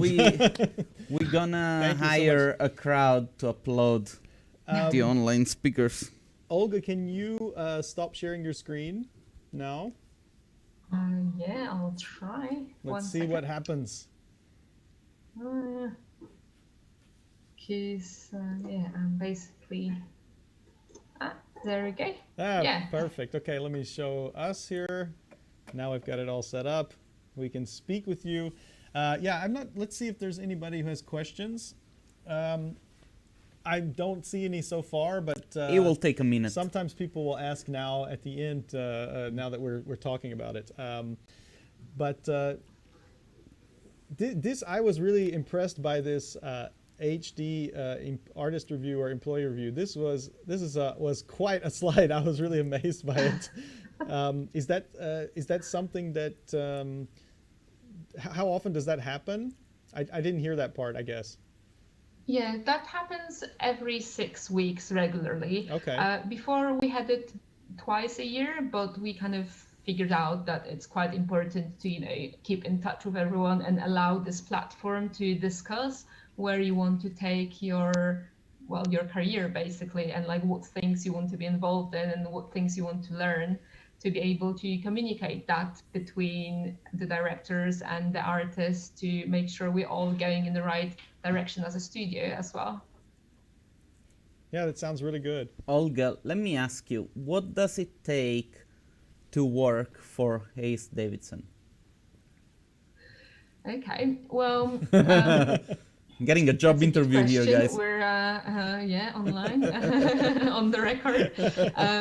I think what's most important for us is, depending, of course, on the position. But for example, for the summer placement, we always tell the applicants that they don't actually have to know the tools. They don't have to know the software and the technology, because this is something that we can all teach them. And this is very true for any artist, really. You probably need to have some understanding if you're like a senior artist, right? But the most important thing for us is that someone has that artistic flair, that understanding of the principle of what makes of a good image. And then, you could be very focused on one kind of rendering engine, but maybe we're working in a different one than you, but then the transition is not that difficult now. Everything kind of boils down to this one thing. Like, if you are good at what you do, you know how to produce a successful image, and that's, I think, what is the most important for us. Maybe Lars wants to weigh in on that as well from his perspective.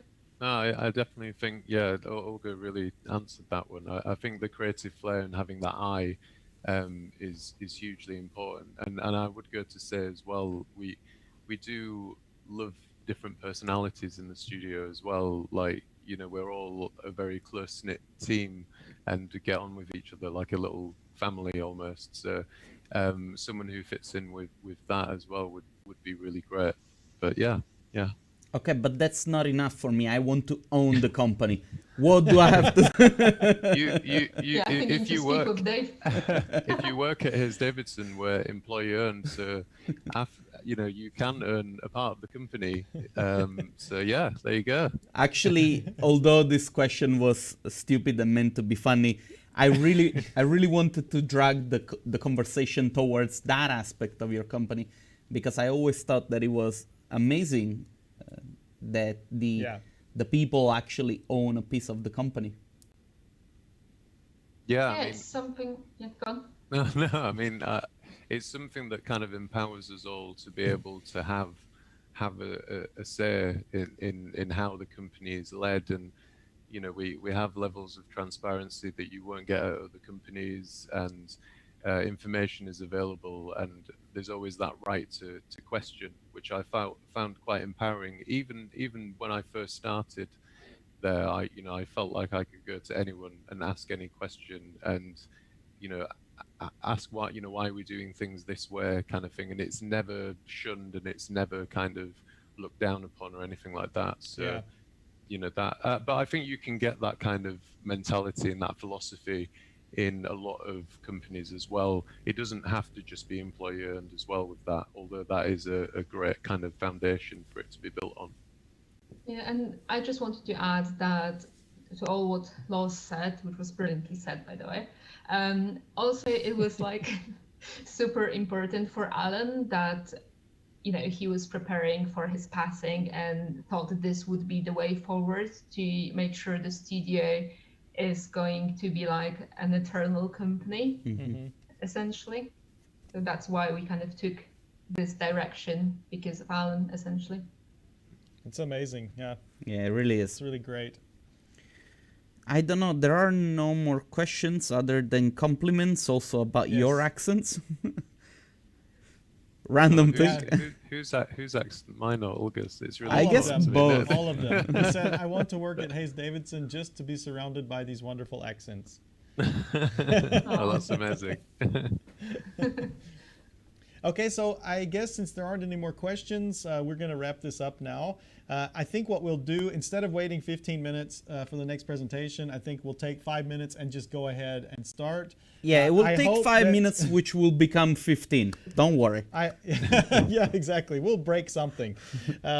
But Olga and Lawrence, thank you so much for being a part of the D2 this year under these different circumstances than we're usually used to. We hope that you can come to Vienna one day and be with us all together. We look forward to that. Thank you so much, and thank you for having us tonight. Okay. And thank you to everyone who is listening as well. Guys, thanks a lot. Thank you. It was really good. Thank you. So, back in 5? Yes, yeah? We will be back in 5 minutes. Don't go anywhere. Okay. Thanks.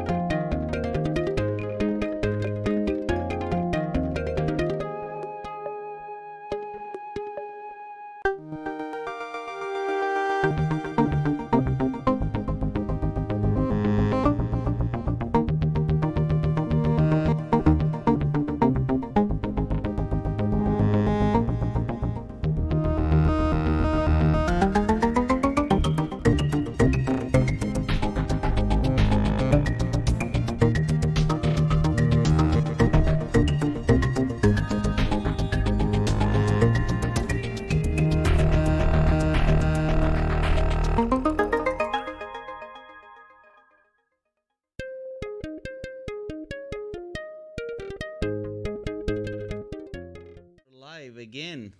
We're back. We're back. We took a quick break because we actually had no real problems this time, because the next person we have speaking for you is a real pro. So that, they had everything set up. Before we introduce the speaker, let's just ask people from home, since we're getting such funny pictures from you guys.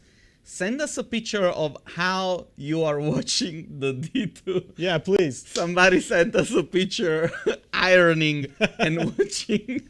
So put it on Instagram, do a story, whatever. Tag us, tag D2 Conferences, tag hashtag D2 Online. Do it now. We want to have 100 pictures by the time our next speaker But you can is also finished. tag us. You can find me at Fabio Palvelli and at JH Bergeron on Instagram, and so look, just do it. It's going to be hilarious. Introduce the the next speaker, because nobody knows who she is, and they're gonna be blown away by this big name. Okay, so our next speaker has been working in the 3D industry since 2010. He went fully freelance. He went fully freelance in 2017 and has worked with clients such as Google, Microsoft, Intel, and Adobe. He's been doing daily renders to stretch his creative muscles for a little over 4 years. He uses Maxon Cinema 4D. What's that? An Octane render. Ladies and gentlemen, we are happy to introduce to you Stuart Lippincott, aka Stuzor. Mike already figured it out. How you doing, Stuart? Hey man, I'm doing good. How are you guys doing? Great. We're really happy to have you here. So, Stuart, is this true that this is the first time that you speak at anywhere? Yeah. So I did it was kind of like just a Mr. Suicide Sheep. It was kind of a I did like a screen share and they watched as I worked through my daily thing. But yeah, I mean, this is pretty much like the first real presentation thing that I've ever done. So sorry, everyone. I watched Jan's. I didn't get a chance to watch all the last one. I saw Jan's and I was like, wow, I feel like a second grader walking in to teach a college class now. So that's really super sweet. There are altogether 900 people watching now. Oh, cripes. No, it's not true. Okay. It's only 5. Don't worry about it. It's only 5. It's going to be super easy. All right. It is going to be like teaching a kindergarten class. So you'll be perfect. Well, it's going to be perfect. I'm preschool, so I don't know. It's still above me. But. Okay, so I'm going to hand it over to you. So go ahead and share your screen and let's do this. Sure. Okie dokie. Let's see if this works properly. Okay. So go ahead and share that. Let me know if you guys can see that okay. Is this popping up okay? Can you guys see the presentation? Yeah, yes, that's great. It's perfect. Okay, great. Let's do it. So this is me over here. This is, let's see.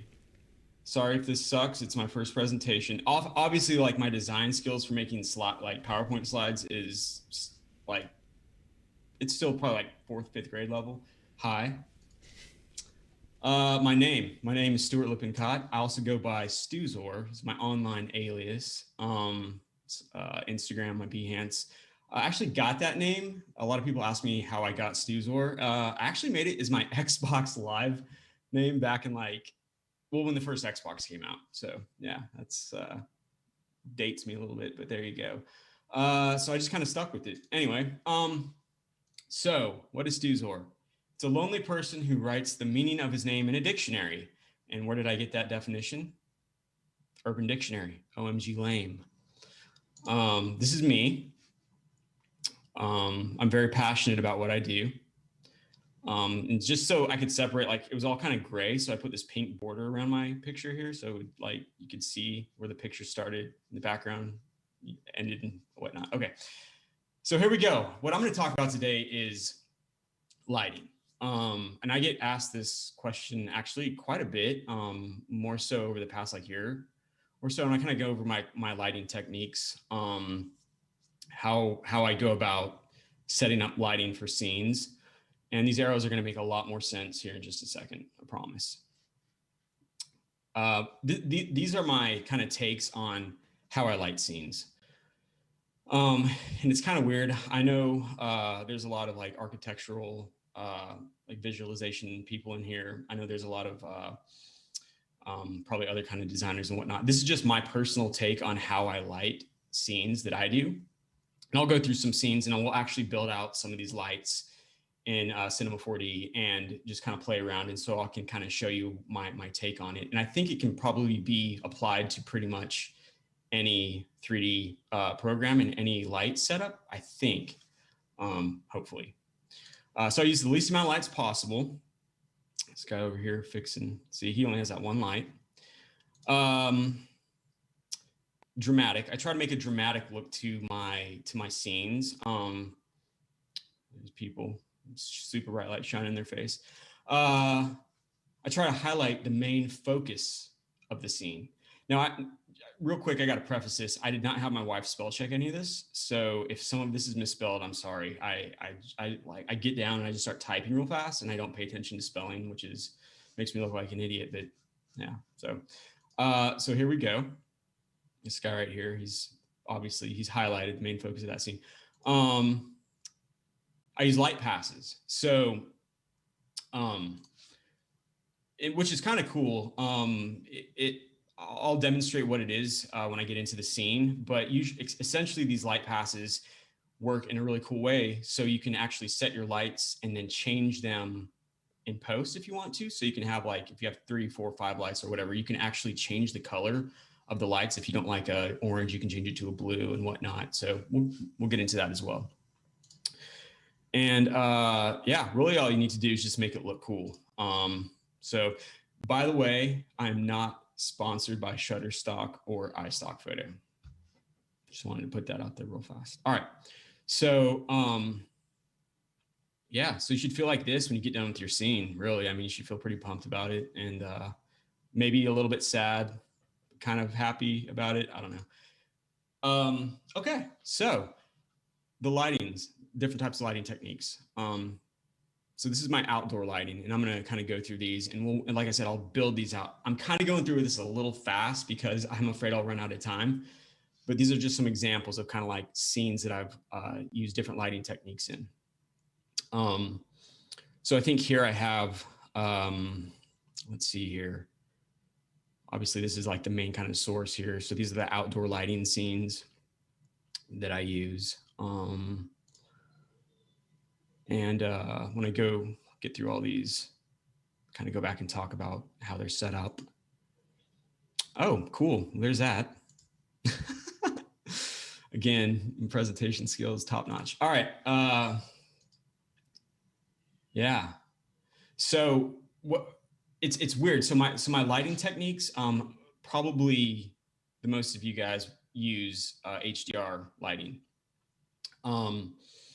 HDR is really, really great, and you can get some really awesome technique. Really, like, it's very lifelike. I know in like architectural type stuff, a lot of HDR stuff is used.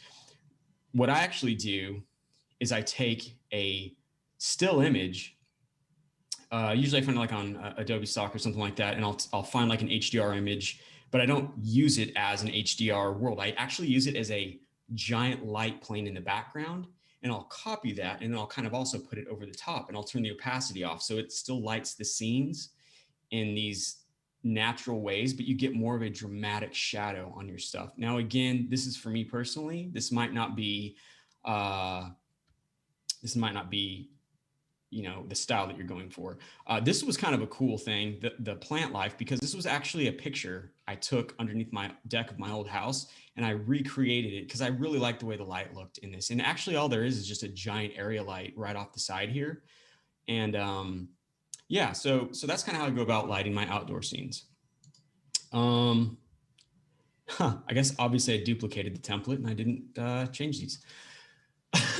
Indoor lighting. So with my indoor lighting setups, and what I mean by indoors, it's obviously there's like an enclosure around it, lights coming in through a window or something like that. I do my indoor lighting scenes with a few more lights, but I like to keep the dramatic look to it. Let's see, I think in like this scene, there's actually only 3 lights coming in through here. There's one back, one here, 2, and then there's one just kind of sitting off the side here. And I also like to give a real kind of dramatic scale to my scenes. It kind of like gives you this like surreal feel. Like if you're like floating there, kind of like sitting there in the scene, I think it looks kind of like, it would be kind of like this cool area to be in. Again, there's actually just one giant area light off the side over here, and it's lighting these 4 windows. And then there's just a light sitting up here. So I don't use a lot of lighting. I don't use a lot of actual lights in the scene. Again, that goes back to my one point, least amount of lights possible. All right, let's see here. That is great. Now, this is just kind of some more examples of indoor lighting. There's actually only 2 lights here. There's one off to the side, and then there's just a slight one sitting back behind here. This one, I believe there is one up above, and then there's one down below here. Now, this guy, obviously, he's got some kind of emitter material around his cloak here. That's good. This one I call it indoor because I kind of went about lighting it in the same way that I would light my indoor scenes. Technically, I mean, you're in a forest, water, you have this kind of vegetation going on. But there's only 3 lights. No, I'm sorry. There's the 3 lights here that are lighting the back. And then there's actually an invisible light right here, just barely highlighting the character right here. Let's see here. Dramatic lighting. This kind of combines a bunch of different techniques. This has 2 lights. It has one in the background and it has one above him. This one actually has just one area light up here. And what I do is a lot of times in post, I'll go in and I'll add some elements like this cloud, this kind of cloudy background here. And then again, this is kind of the dramatic lighting as well. Just these 3 lights. That's all it is right there. Let's see what we got here. Actually, I'm going to go ahead and X off this because I don't know if I want to share this last screen just yet. I'm going to actually share my cinema now. We're going to kind of dive in and just kind of take a look at cinema here real fast. Go ahead and share my screen. Right here. Actually, I'm just going to go like this. And go ahead and share the screen here. Okay. So, okay. So this is how I would go about lighting my scenes. This is kind of just a super simple setup. This is a little dude I created. Clothing was done a marvelous designer. The ground textures from rdtextures.com, I think is the website. Great texture resource. So I'm going to go ahead and right now it's just flat lit. So I'm going to go ahead and kill that. Okay, so now it's just dark. And I'm going to, let's see here. Okay, so what I'm going to do is I'm going to use 3 lights here. And each one of these lights is has a light pass ID on it. And I think in all 3D programs, I'm pretty sure you can do light passes or IDs, if that's right. I know in Maya, I think you could, and I know in Cinema's native rendering, I think you can as well. This is how I'm doing it. I'm using Octane Render in Cinema 4D, and this is how I go about approaching lighting techniques. So I have this one light here, and what I'm doing is on this plane, I actually have, this is how it would look by default. So what I have is I have a tag on here, an Octane tag, and what this tag is doing is when I go to object layer and I click enable this, use light pass mark, what that means is this light, which has a light pass ID of 1, if I check that off, it now makes it so that light is not affecting the ground. So what this is doing is it's essentially now just controlling the light on the character here. Okay, so now on this plane, I also want to turn off, let's see, I'm going to enable this light. And when this has the light pass ID of 2, so what I'm going to do is I'm going to actually disable that. So now we have this kind of really cool looking kind of highlighted character here. And so it's not affecting the ground. Now, what is still affecting the ground? That's the reflection from the character. It's actually, that's the light bouncing off of him onto the ground. I don't think there's a whole lot you can do on that, but it's kind of cool because you can actually, you can adjust these lighting passes. Because if you remember, we got light pass ID 1, light pass ID 2. And what's cool, if I go over here, I can click on light pass 1 and light pass 2. And what this gives you the ability to do is when you do an actual render and you render this out, let's say you take it, I edit all my stuff in After Effects. And so if I was like, you know what, this orange kind of looks stupid, I want to make it purple or whatever by dropping like a tint effect on it. You could actually change that to like that bluish or purple color. And what's neat is it will actually change this down here as well. So this light pass is actually showing you the actual light, but it's also giving you that little bit of illumination on the ground that you can affect as well. So it gives you this, this extra little bit of control in post. Okay, so I'm gonna go back to my main, and I'm gonna actually, let's see, I'm gonna turn on, I think this light, which has, no, I'm gonna turn on this light. Sorry, this scene is set up in a really kind of a dumpy way. Like I didn't label anything, so I'm just kind of, so I'm kind of going from the bottom up and hope that it makes sense as I go. Now this light right here is actually gonna be this light that's overhead here. Now I have a light pass ID of 3 on this one. And when I enable this, what it's doing, see, here, I can turn the opacity off on that. Normally you actually wouldn't see the light because it would be technically above the camera frame right here, but I'll just turn off the opacity so you don't see it. So that light now is essentially only lighting the ground. Okay, so if we go back to this ground plane and we click here, we can see that number 3 is checked on. Now, if we checked it off, that would be disabled. I actually have it on both the planes. But I do want number 3 to affect those planes. So I'm going to turn that on. And then I threw a creature in here to show you, let's see here. I think so the light pass that's going to affect him is also only going to be number 3. So when I turn him on, now you have this kind of creepy, dramatic, like crazy looking, effect here. You can adjust stuff. This dude's about to get absolutely just annihilated by whatever this thing is. This is actually just a model off of Mixamo. And with, I think, like the crawling animation. But they look really cool if you kind of adjust their textures a little bit. You can get them looking pretty sweet. So I have this light only affecting this creature. I have these 2 lights. Oh, I'm sorry, the creature and the ground. And I have these 2 lights only affecting this dude. So now if you see, if I click on this light pass ID number 3, it turns off, let's see, it's just this 3rd light up here affecting the whole scene. And I believe, let's see if I turn this off for the male. I actually think I can, yeah, okay. So actually just for the character, I turned off the light pass ID number 3. So now this light is only affecting this creature and it's only affecting the ground in this. So what you're seeing here on this guy, you might be going, well, this guy's still illuminated. Well, what that is, again, this will give you the ability, if you want this light to be like a super dark red or something like that, you can go in and do a tint, and that will affect all the stuff that this light hits, including this character. So that's what you're seeing right here. Again, we can turn that back on because it actually looks kind of cool. So that's kind of how you go about lighting. This would be, let's see, like probably like a dramatic kind of highlighted scene.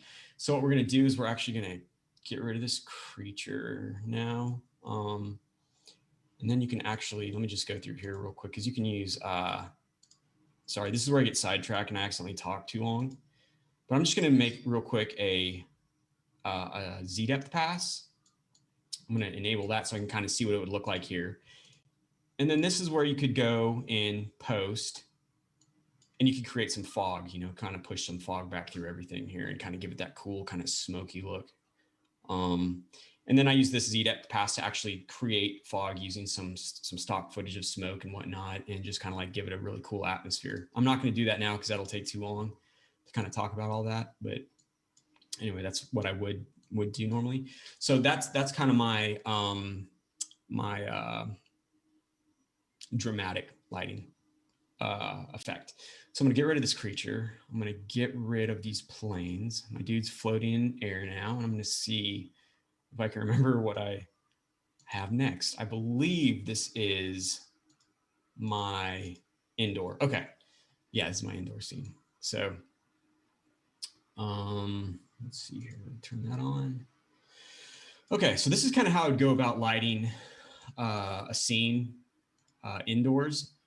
If we go back to my presentation, if you remember those indoor scenes where I kind of had those statues and whatnot, this is kind of how I go about lighting those scenes. And when I say indoor, this is like light would be coming kind of from like an outside to an inside scenario. And this is the light I have right here. I might just adjust it just a touch to kind of give it a little bit more dramatic of a feel. So I don't know, maybe kind of curve these a little bit, maybe look a little more interesting. And then I'm going to take this little dude here. Just going to kind of maybe place him over here. Shrink him down a touch. Oops.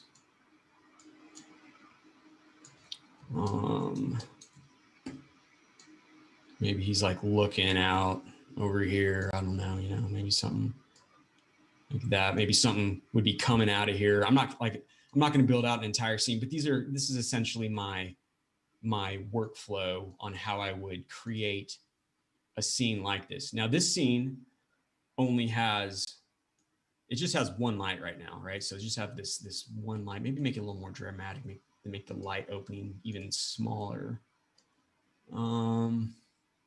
Let's see here, maybe something like that, where you can see a little bit of this highlight. And sometimes you can kind of fake perspective. Like I don't like it being that small right there. So maybe pull this back just a touch.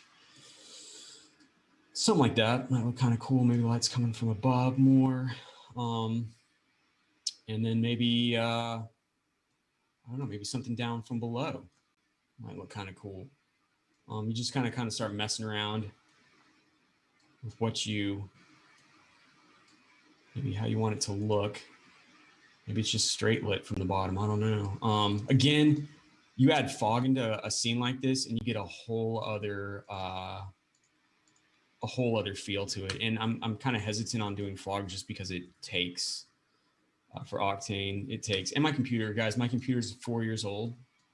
And it's also a laptop. I do all my work on a laptop. So there you go. Let's see here. I'm just gonna real quick try to get some fog just so you can see kind of what I'm talking about here. Some fog you can do in post. Other fog, it's really hard to get the exact look you want in post. Maybe the fog is maybe we just do it right here.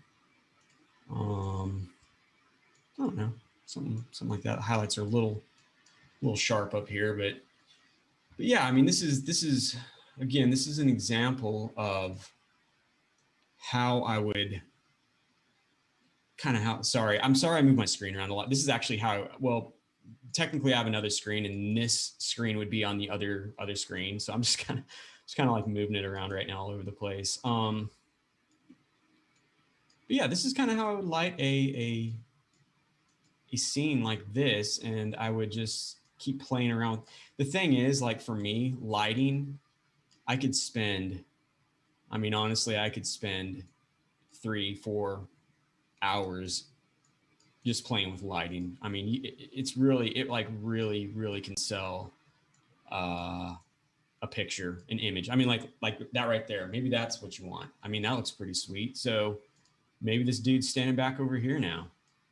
And maybe like a lot smaller. Let's just kind of see what's going on here. Yeah, something like that. I don't know. He was getting ready to walk through into oblivion or something. I don't know. Whatever. But again, it's a super simple scene. The technique isn't like mind blowing or like earth shattering or anything like that. But it kind of, I mean, you can do a lot with a little, right? I mean, you can. Sometimes the scenes that don't have hardly anything in them end up looking the coolest. So there's that. And then I'm going to go over another technique here real quick. This is going to be from scratch. Like I had this built out, all these. I'm going to do this completely from scratch and hope that something works here. Pull this dude back over here. Speaking of saying dude a lot, new Bill and Ted movie's coming out Friday. I'm pretty pumped about that.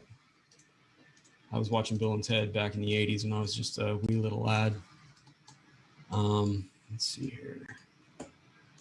Scale this guy up a little. Let's go to ground plane. And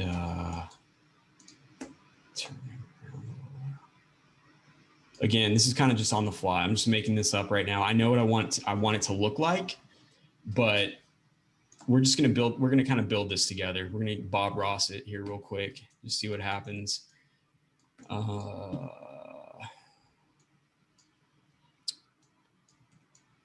Getting all these notifications about hurricanes popping up here. All right. So this is how I, if you remember my outdoor lighting, I said I don't use HDR. And so I'm going to show you how I would go about creating a scene without using HDR lighting, my outdoor scene. So I'm just going to create a ground again. This is already textures. And I guess I don't need to add that because actually I already have it in here. So I'll just drop that on this plane.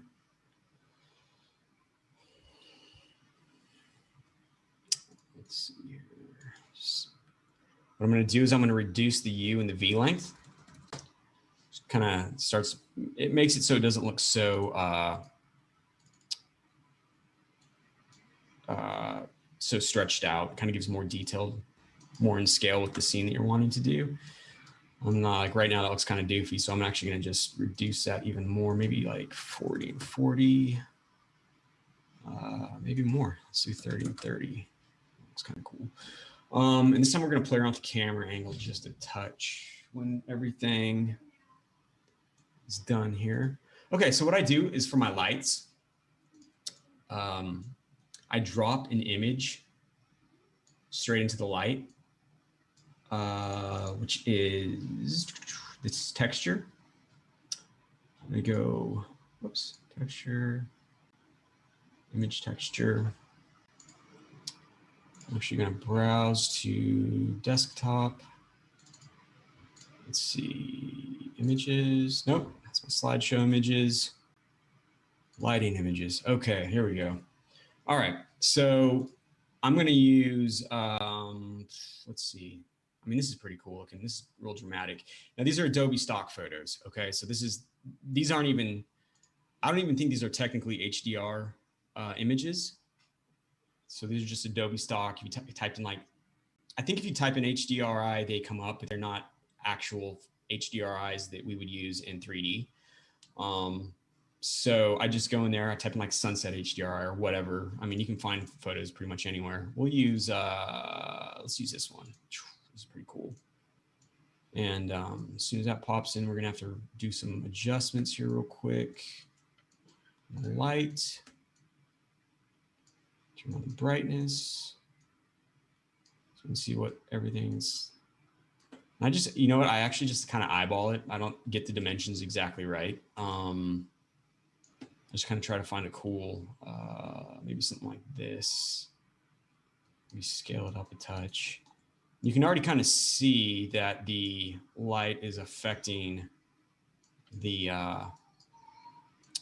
ground a little bit, but it's not very strong. Let's say we wanted to pull it back even more because we're going to maybe put something out here in the distance. You can, let's see here, let's scale this up. Whoops, scale just a little more. Hold up like that. Let's just go in here, maybe adjust the gamma touch, give it a little more dramatic feel. As you notice though, it's super dark. The scene is incredibly dark. And if we brighten this up any, it like completely blows out your image. So this is kind of like what I do. This is a really, I don't even know. I just started doing this for some reason. I'm not sure. I didn't learn it anywhere. I just kind of just played around and figured this out. But what I do is I duplicate this light now. This will maybe give you a little more control. Like if you guys are creating like an indoor scene in like architectural type renderings, maybe. Again, I don't really know your workflow, your processes. You guys might all be different. What you can do is, or what I do is I take this light and I duplicate it. So I just duplicated it right in place. I rotate it. So it's kind of like now it's like over the top. And you know, you're like, what the crap? This looks, you know, ridiculous. Well, what you do now is you would just go ahead and you turn the opacity off.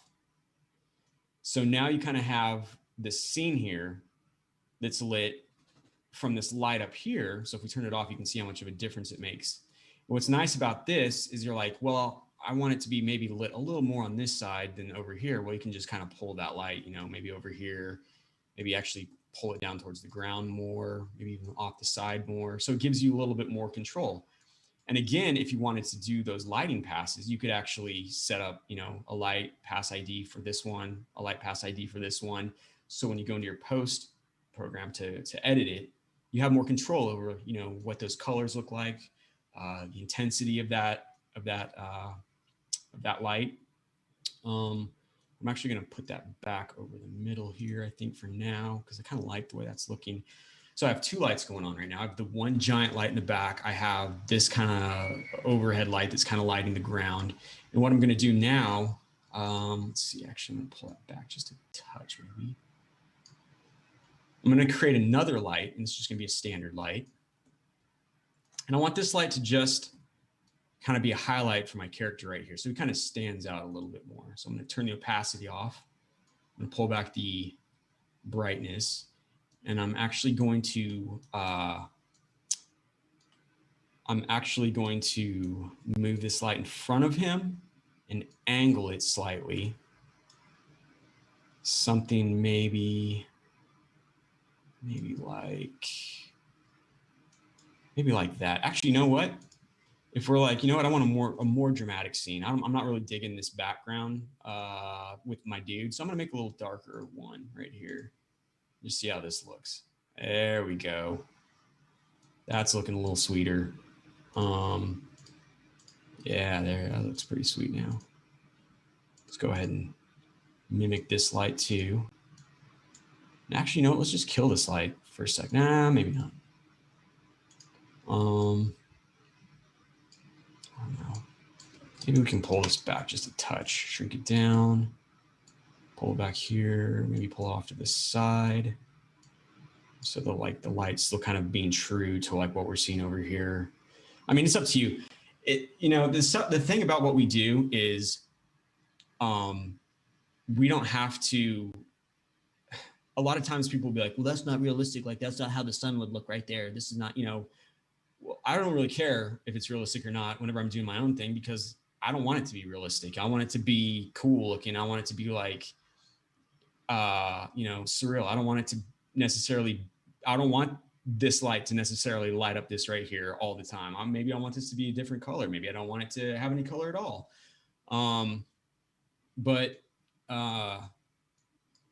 It's just everyone's different. So if you want it to be realistic, that's great. Make it realistic. Make it as realistic as you want. If you don't want it to be realistic, do whatever. Now, obviously, if you're working for a client, you're gonna want to do what they want.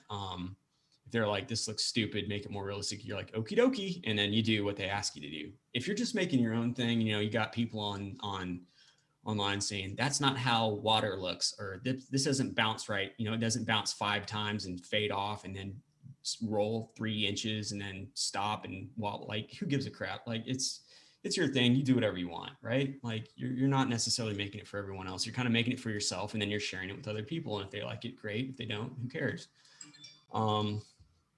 Sorry, I digress. That's just kind of my personal take on it.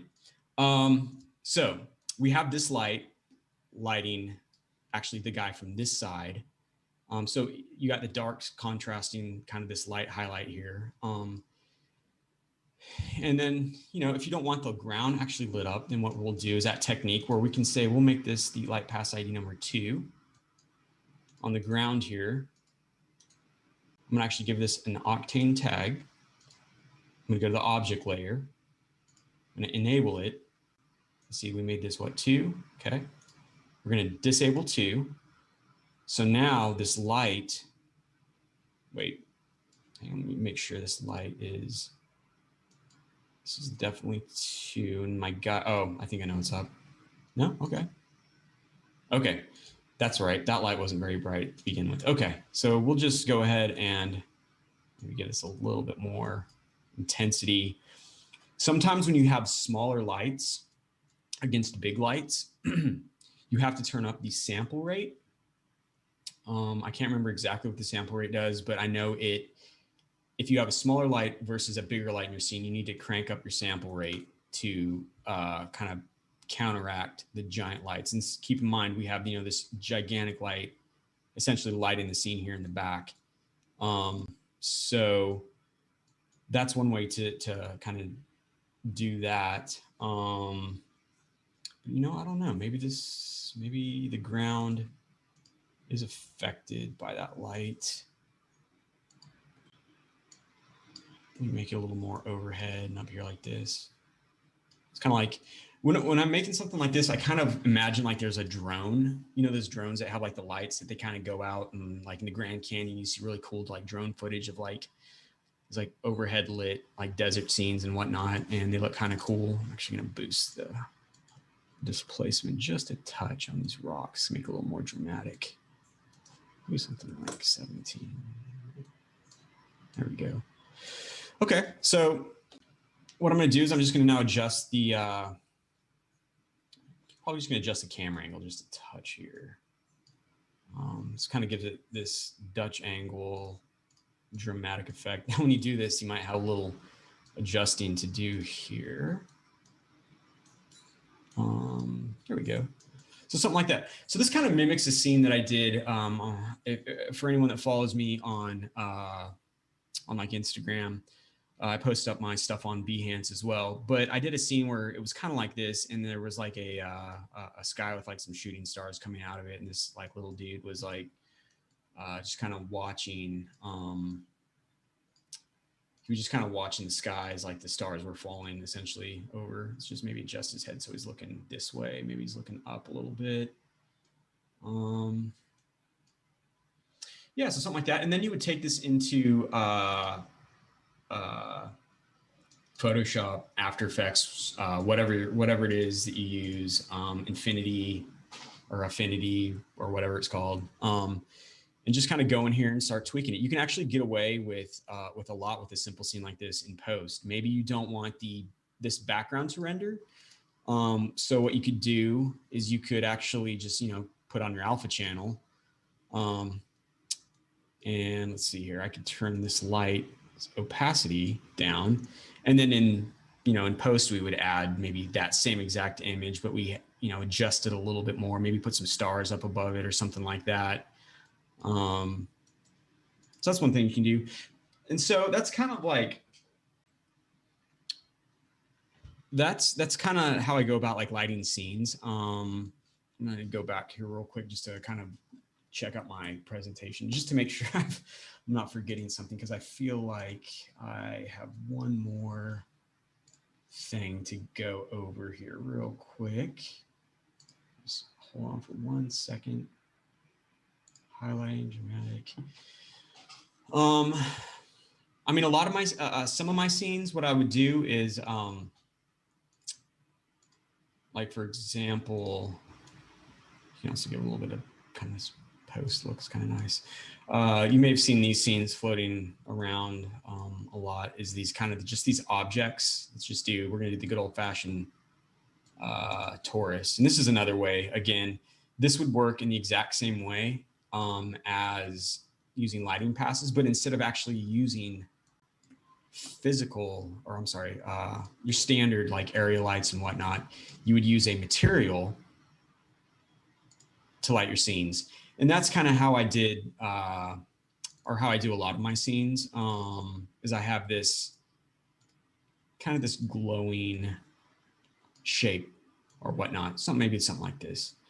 And let's see here. Just kind of go through here. I'm gonna add maybe a gradient. What's cool about kind of playing around with different settings is you can kind of just like explore, kind of do different things, just kind of see how this affects the objects in your scene. Obviously, this is pretty dark, but what's kind of cool is when you add an actual material onto an object like this, like an emitter material, you can actually go in and kind of like this grading effect is pretty cool. You can go in here and start kind of playing around and see what kind of cool designs you come up with. This is kind of what I did yesterday on one of my scenes that I posted up, and I used this technique actually to create that scene. I think I created, was it flat? I think so. Turn down the post-processing touch just so you can kind of see. There we go, maybe something like that. And then this would be an example of the dramatic scene look. Then I would, maybe go in, maybe do some sculpting in here, maybe adding some rocks. I use a program called Quixel Bridge, and it has some pretty cool stuff. Like, for example, if we wanted to maybe some floating, maybe some like floating rocks or something in here, we could just quickly kind of go in here and add those in. And what's really nice about this is it's kind of set up for Octane. It's actually set up for a lot of render engines, and you can just go in here and export this straight out, and it should just come straight into here. Let's see now. So now we have these assets that got imported directly in here. And then I would just create another one of these toruses here. I'm just really quickly kind of going over like my process of like what I did yesterday, because it kind of does a good job at kind of highlighting kind of my process on like this kind of dramatic, crazy looking light setup that I have going on in some of my scenes. I'm just going to pull these rocks to this scatter object, and I'm going to scatter this onto the surface of this torus. I'm actually going to turn this down a touch and turn the bump down a little. And this obviously looks ridiculous at this moment, but we can actually scale it down a little, drop a random effector, because you can drop random effectors into Octane scatters, which is nice. And then maybe we, let's see, do some scale variation, rotation variation on everything. Sometimes things like that, they just disappear for no reason. Let's maybe something like this. Maybe we want it even more random. Let's do like 100. Maybe 100 this way, maybe 30 this way. Yeah, I don't know. So something like that. And then, you can kind of build on. But the thing is, you can do whatever you want. And what's cool is, let me go back to my slide here. If I can figure out how to do that. I'm going to stop sharing just for a second. Oh, I think I can go to new share. Sorry, guys. Let me just go back to, did I go through these? Okay. All right, new share. Go back to my presentation slide.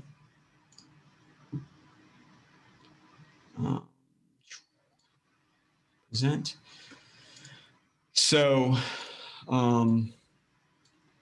this is kind of some more of this dramatic lighting. So actually, I don't even know if I went over these slides. It's kind of using an example. These are all lit emissive materials with a fall off, and then there's a normal map that's also affecting the little greeble map that's in there. Again, dramatic lighting with the let's see, 1, 2, 3, 4. I think there's like 4 lights in there, or 5, 6. Actually, there's a little bit more in that one. And then highlight lighting. Whoops. There we go. Sorry. And then we already, we went over this. These are examples of me using that highlight lighting technique. The characters are lit with invisible lights here. This dude's obviously backlit, standing out from this scene. Kind of looks like a Terminator thing where he just popped out of the deal. And this is the same thing, highlight lighting. We got the background objects, then we got the foreground objects. If there was no light here, this dude would just be, black. This right here is actually highlighting these skulls here. And then you have this crazy stuff going on back here, but then you got these two little folks here kind of watching this chaos unfold. And then there's, again, a highlight right up here shining down on them. All these images are on my Behance. All of them are on my Instagram. If some of you guys have never seen my work, you guys can check it out on there. A little higher quality on Behance and stuff. Yeah, and so that's my final thoughts. Let's see. I kind of forgot what I put here. Okay, this one is actually super important. Click all of the buttons and drag all of the sliders.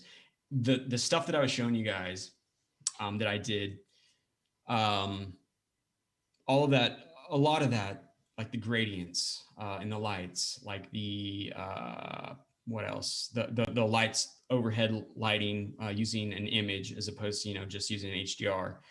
All that stuff is by just clicking on things, dragging sliders on everything. What does this do? What does that do? What is a fall off map? What does it look like when you plug a noise into a bump map and then try to make that look like a rock texture? All of those different things. What is a Voronoi? I do a lot of my work is Voronoi fractured looking statues and whatnot. I learned all of that by just clicking and dragging on objects and just trying to get it to look cool by dropping a Voronoi object into a subdivision object to make it look like even more of a cracked material. That's super important to just play around and see what cool things you can come up with. Have fun and do what you enjoy, right? Obviously, we wouldn't be doing this if we hated this. Probably everyone's had a job in their life where they're like, this is the worst job I've ever had. This is not that. I absolutely love doing this stuff. I would do it if, it's funny. I have this one friend that comes to mind. He's a pediatric surgeon and he does 3D renders on the side, kind of like for fun, just like a stress relief.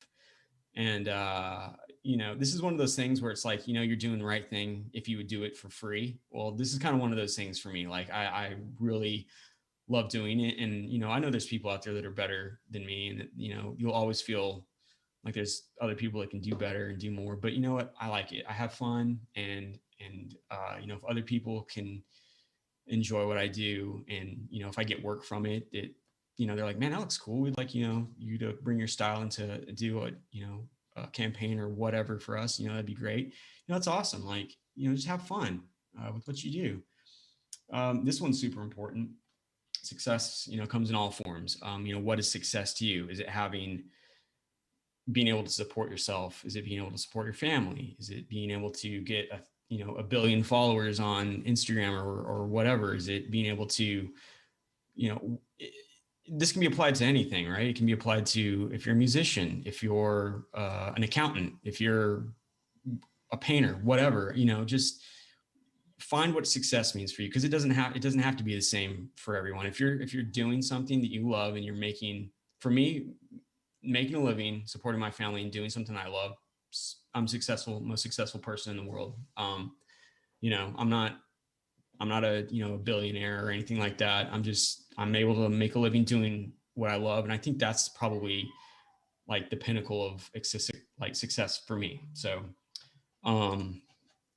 yeah. And then post up your work somewhere, you can post up your stuff. I post my stuff all on Instagram, every month when my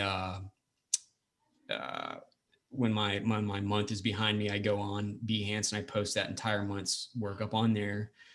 Just because people, they can see it a little more high quality. And then also like landscape type pictures, I usually put those in like a desktop place on Behance where you can, download those and use them as your desktop if you want to. But, post up your work somewhere because it's cool to like see the feedback from people, because sometimes, people have ideas that you never thought of maybe. And then you're like, oh, that'd be cool if I tried doing, what this person said. And it kind of leads you down another path where you're doing something really cool and different now from what you're originally doing.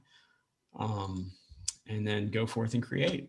Yeah. I mean, just, all of these together, I think these are the keys for me anyway, of just doing what you love. So yeah, I guess that's it. for my presentation. I hope you guys were okay with it. Like, you guys good? Live? Yeah, I can hear you. Yeah. Stuart, that was great. Yeah, we loved it, man. Click all of the buttons and drag all of the sliders. I think that should be printed out and hung on everyone's walls. I got to trademark that. We have a rotary. Yeah. Well, we're happy, so okie dokie. Yeah. Okie dokie. Okie dokie then. We wrote, you said, if your client wants something else and you say, okie dokie. And so we like that. I mean, it's true. You've got to be able to like balance it out, right? Like you can't take things super personally when they're like, this looks like crap. And you're like, okay, well, I'll make something different. Everybody is very excited. They're really happy with your presentation. Let's see if there are any questions because we have a little bit of time. Yeah, please. Let's. Sure. If anybody has a question, please you can either hit us on the email and jump in here with us, which would be fun, or if you want to hang out on the video, if you just want to ask the question in the comments, it's also fine. Nobody wants to hang out. Yeah, somebody asked though. The ground material with rocks and everything so quickly. So how do you make the ground with the rocks and everything so quickly? Yeah. So that's a good question. So, so the rocks are from a program called Quixel Bridge, and what that is it's basically a giant library of textures and 3D objects. You essentially subscribe to it, and you get a certain amount of points every month. And with those points, you can buy textures, objects, and it directly links to a bunch of programs. It links to Blender, 3ds Max, Maya, Cinema, and all the render engines essentially too. So that's how I create like my rocks and stuff like that. My ground textures are from a website called rdtextures.com, I think, and his texture his texture packs are a little more expensive, but the quality is absolutely phenomenal. And so it just makes it really easy. I guess it's one of those ways. It's like, am I cheating by buying all these texture packs and blah, blah, blah. Like I make my own textures and stuff too, but like when you're on the job and you're like having to pump stuff out fast, like a lot of my friends that do a lot of professional work, like they're like, dude, you buy the models, you buy the rigged models, you buy all the stuff you need to do, because they don't give a crap if you make all this stuff yourself when you're doing a job. Like they just want the work done. So I've just kind of built up a library of those assets. So that's how I create those things so fast. Great. Yeah, I think also with Quixel, you can, since they were, they merged with or were bought by Epic Games, you can, you can use those assets for free in Unreal Engine. That's right. So let's see, has anybody else got something they want to know? I see a question here. Why do you choose not to use HDRIs? Oh yeah, okay, good. Very, very good question. So the main reason is because I've actually never found, back whenever I kind of first started, I never found a super solid like HDRI solution. And when I did find some, they were always crappy, like they were always pixelated, or the gamma wasn't right or whatever. And so I was like, this is stupid. I'll just create essentially like a light box of images, the high quality like 8K images, just JPEGs, and just kind of tweak them to get that look. And so I just kind of stuck with it. I mean, there are really, really good HDRI resources out there now. Honestly, I just haven't taken the time. There's a few that I have used before and had some outstanding results, but 90% of the time I just use just lights. And you can also have more control. You can also, for me personally, I think you can have more control, because if you have that light in the background and you're like, you want just a little bit of that light color, maybe on the right side, and then like maybe a little bit of like a different color on the left side, you can, rotate, copy that light, rotate it, set it down, adjust the brightness. Yeah, so it's just control and look. For me personally, it just, for my workflow, it just works better just doing it the way I did it. And it's funny, I actually did a job for a big client up in New York, upstate New York, where it had to have like the New York City skyline and like all the stuff. And I did it the exact same way. I mean, I just stuck a big old light in their image and then just kind of did it in post, and they absolutely loved it. So, yeah. I think I see one more question here. And this is, are these renders purely passion projects, or have you been hired to concept? And I guess they're talking about the ones you're doing as daily work. Sure. Yeah, both. So what you guys see on Instagram, Behance, those are just for creativity's sake. I do those passion stuff. I kind of do those to decompress. Now I do get hired for jobs based on those images. So for example, I was working on a book cover here recently, and what they do is they send me a bunch of my own images and say, we like all these elements from these different images. And then they have then a general idea. And so I essentially take those concepts of my own work and then create a new work based on that. So it's really, really nice when you have a client that comes to you and says, hey, we like your work and your style. Can you make something for us that looks like this in your style? And I'm like, absolutely. Like that to me is like the most awesome job that you can get. So yeah, so I do these for myself, but then in turn they end up getting me jobs. Mm-hmm. So if that makes sense. Stuart, that's a very good question from Silky, I think. Yeah, creative asking, blog. Yes, and how do, like, you know, you're doing this stuff every day. How do you overcome creative blocks? Man, this is a good question, because honestly, like pretty much all of August, I call it creative constipation. It's just like, and that should be, I guess that'd be pretty funny. Like maybe a hat, Fabio. Trademark it. Trademark that as well. Stamp it. Yeah, that's a tough one, man, because there is no, for me, there's not really a good solution, because the problem is, like, if you go to look at other people's work, for me personally, if I'm like, man, I don't know what to do today. Like all my stuff looks like crap. I suck. Like everything is horrible. And then you go look at other people's work, and then that just makes it make you feel even worse about yourself. To me, it does. Cause I'm like, man, these people are like way better than me. And like, I can never do that stuff. Like Jan, for example, I look at his stuff and I'm like, wow, I'm a complete idiot when it comes to doing this kind of work. Like, but I don't know. It's one of those things. A good thing is if you don't do daily work, take a break. You know, step away from it for a few days. For me personally, music helps a lot. It's really weird. Like genres of music play a significant role in like what I make for the day. Music helps me get over creative block, and looking at other people's work does sometime, like if you can see like an element from here or something, or an object from this person's work, that does kind of also spark an idea like, oh crap, well if I make something, you know, with that maybe idea or element and like maybe my own thing, and then you kind of can run with that. But man, that's a tough question, because honestly, like I've been struggling with that now for probably about 20 days. And and it's tough, man. It's really hard. You just like have it's hard, man. I mean, doing it for 4 years, like every day, dude, it's tough. Like, but I mean, don't you think that like after the so-called creative constipation, then afterwards come the creative diarrhea, which is yes, mix up. That is exactly right. I'm glad you said that. I'm glad you said that. Yes. You have a creative laxative that just blows it all out, like right on your screen, and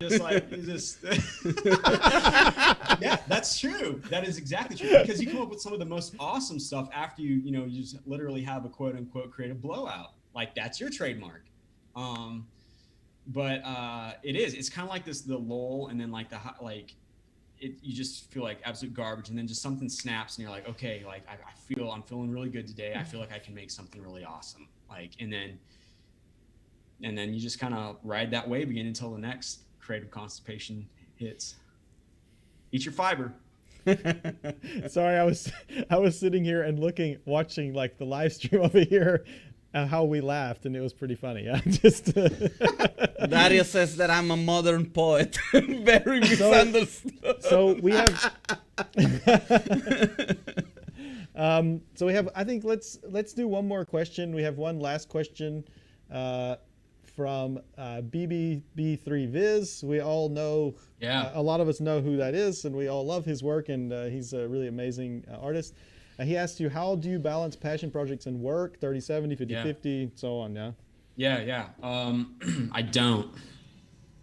Okay. No, I'm kidding. So it's kind of hard. I usually have about like 3 to 4 projects going on at one time, which I've been super lucky to kind of keep that amount of workflow going constantly. My passion projects, you kind of get into this groove, like like every day you're gonna be okay. For me, it's like what I do is usually from like 11 or 12 at night, I'll spend about an hour working on something for myself. And then what I do is in the morning when I first wake up before I start working is I finish that project, my own thing. So I spend about an hour to 2 hours, nothing crazy. If I can't get it done in that time, it's too much. Then I'm doing too many things. And so I do it kind of at night before I go to bed, and then I do it in the morning before I work. Usually I sit down, have my coffee, and then just kind of keep going. Because also what that does is it allows you to kind of step away from what you're working on, your own personal thing, and then come back to it and then see it kind of with fresh eyes. And so, it's just like a normal work day, with like at the very end of the day, kind of when everyone's in bed. I just kind of spend about an hour, and then again, before I start working at about 9 o'clock in the morning, I'll spend from about 8 to 9, maybe a little longer, kind of finishing that up, and then just kind of go into the work day. That's how I kind of balance that out. And do you post it immediately, like when you're done, so that it's like done? Yeah. Well, what I try to do is I try to stick to the 10 o'clock-ish hour. Sometimes it goes over an hour or two. But yeah, I usually, like, if I finish it like at 9:30, I'll usually just wait until 10, because that's kind of like what people are, they just kind of expect it to probably be around that time. So that's kind of what I stick to. Yeah. Stuart, we are so happy that you were able to join us. We did recently. This was amazing, man. An interview with you on the D2 Talk series as well. So if you guys and gals out there did not see that video, you can also check that out. There's less bathroom talk in that video, but I'm really happy that you decided to pop your speaking cherry with us. Yeah, it's really great. No problem, man. It was really great. So kind. This was beautiful. Yeah. So Stuart, I think that we're gonna leave it there. Thank you again. If you want to hang on for a couple seconds, we can talk to you in just a moment. Okay. Okay. So we're gonna close this thing out. So Fabio. All right. What do you think? Was it a good day? This was beautiful. It was fantastic. I think that, the talks were amazing. The feedback from people was fantastic. We got a lot of positive messages, a lot of fun also discussing, like all these silly jokes that we made with whatever. I think you can tell that we're getting tired. It's like the third day. It's running down. We're getting silly now. It's like a little bit. What is going to happen on Friday? It's supposed to be fun, because otherwise, how are we supposed to give people that sense of community that we were able to build at the D2? Because I think that this is still the main reason why people come to Vienna, to hang out and to strengthen those friendships and relationships that they've built over the years, right? Absolutely. I totally miss it too. This is a really hard thing this year, but we'll get through it, and next year we'll be able to be together, hopefully. But however, this is giving me good hopes for getting a chance to hang out everybody together, even though it's not the same. And I understand it, it's not our aim to replace the actual conference with these activities, but it's a great chance to spend time together, to hang out. And yeah, definitely. All right, I think that we're going to move the party to the Discord channel. Yeah, if we're gonna pop a beer open. Somebody can throw that, or so do we have the link in there somewhere? I've already put it, but I'm going to share it again. We're gonna share it again real quick. There we go. Invite people. Spend a few minutes with us. Being silly again. And there we go. So, right. Guys, Yeah. thanks a lot for watching. We love your faces, even though we don't see them. That's it. Good night, and I will see you tomorrow. What's tomorrow? Tomorrow we will have a quite interesting session with Autodesk at 3 o'clock, 3 p.m. Central CEST. Always never can remember what it stands for. You can check that out on the video description. It's on YouTube already, and you can see what that's all about. It's going to be a good one, so join us. And then, of course, we'll be back again at 6 p.m. with the next 3 presentations. Got some more good people to show you, so join us. It's going to be awesome. All right. Guys, good night. See you in a bit. Good night.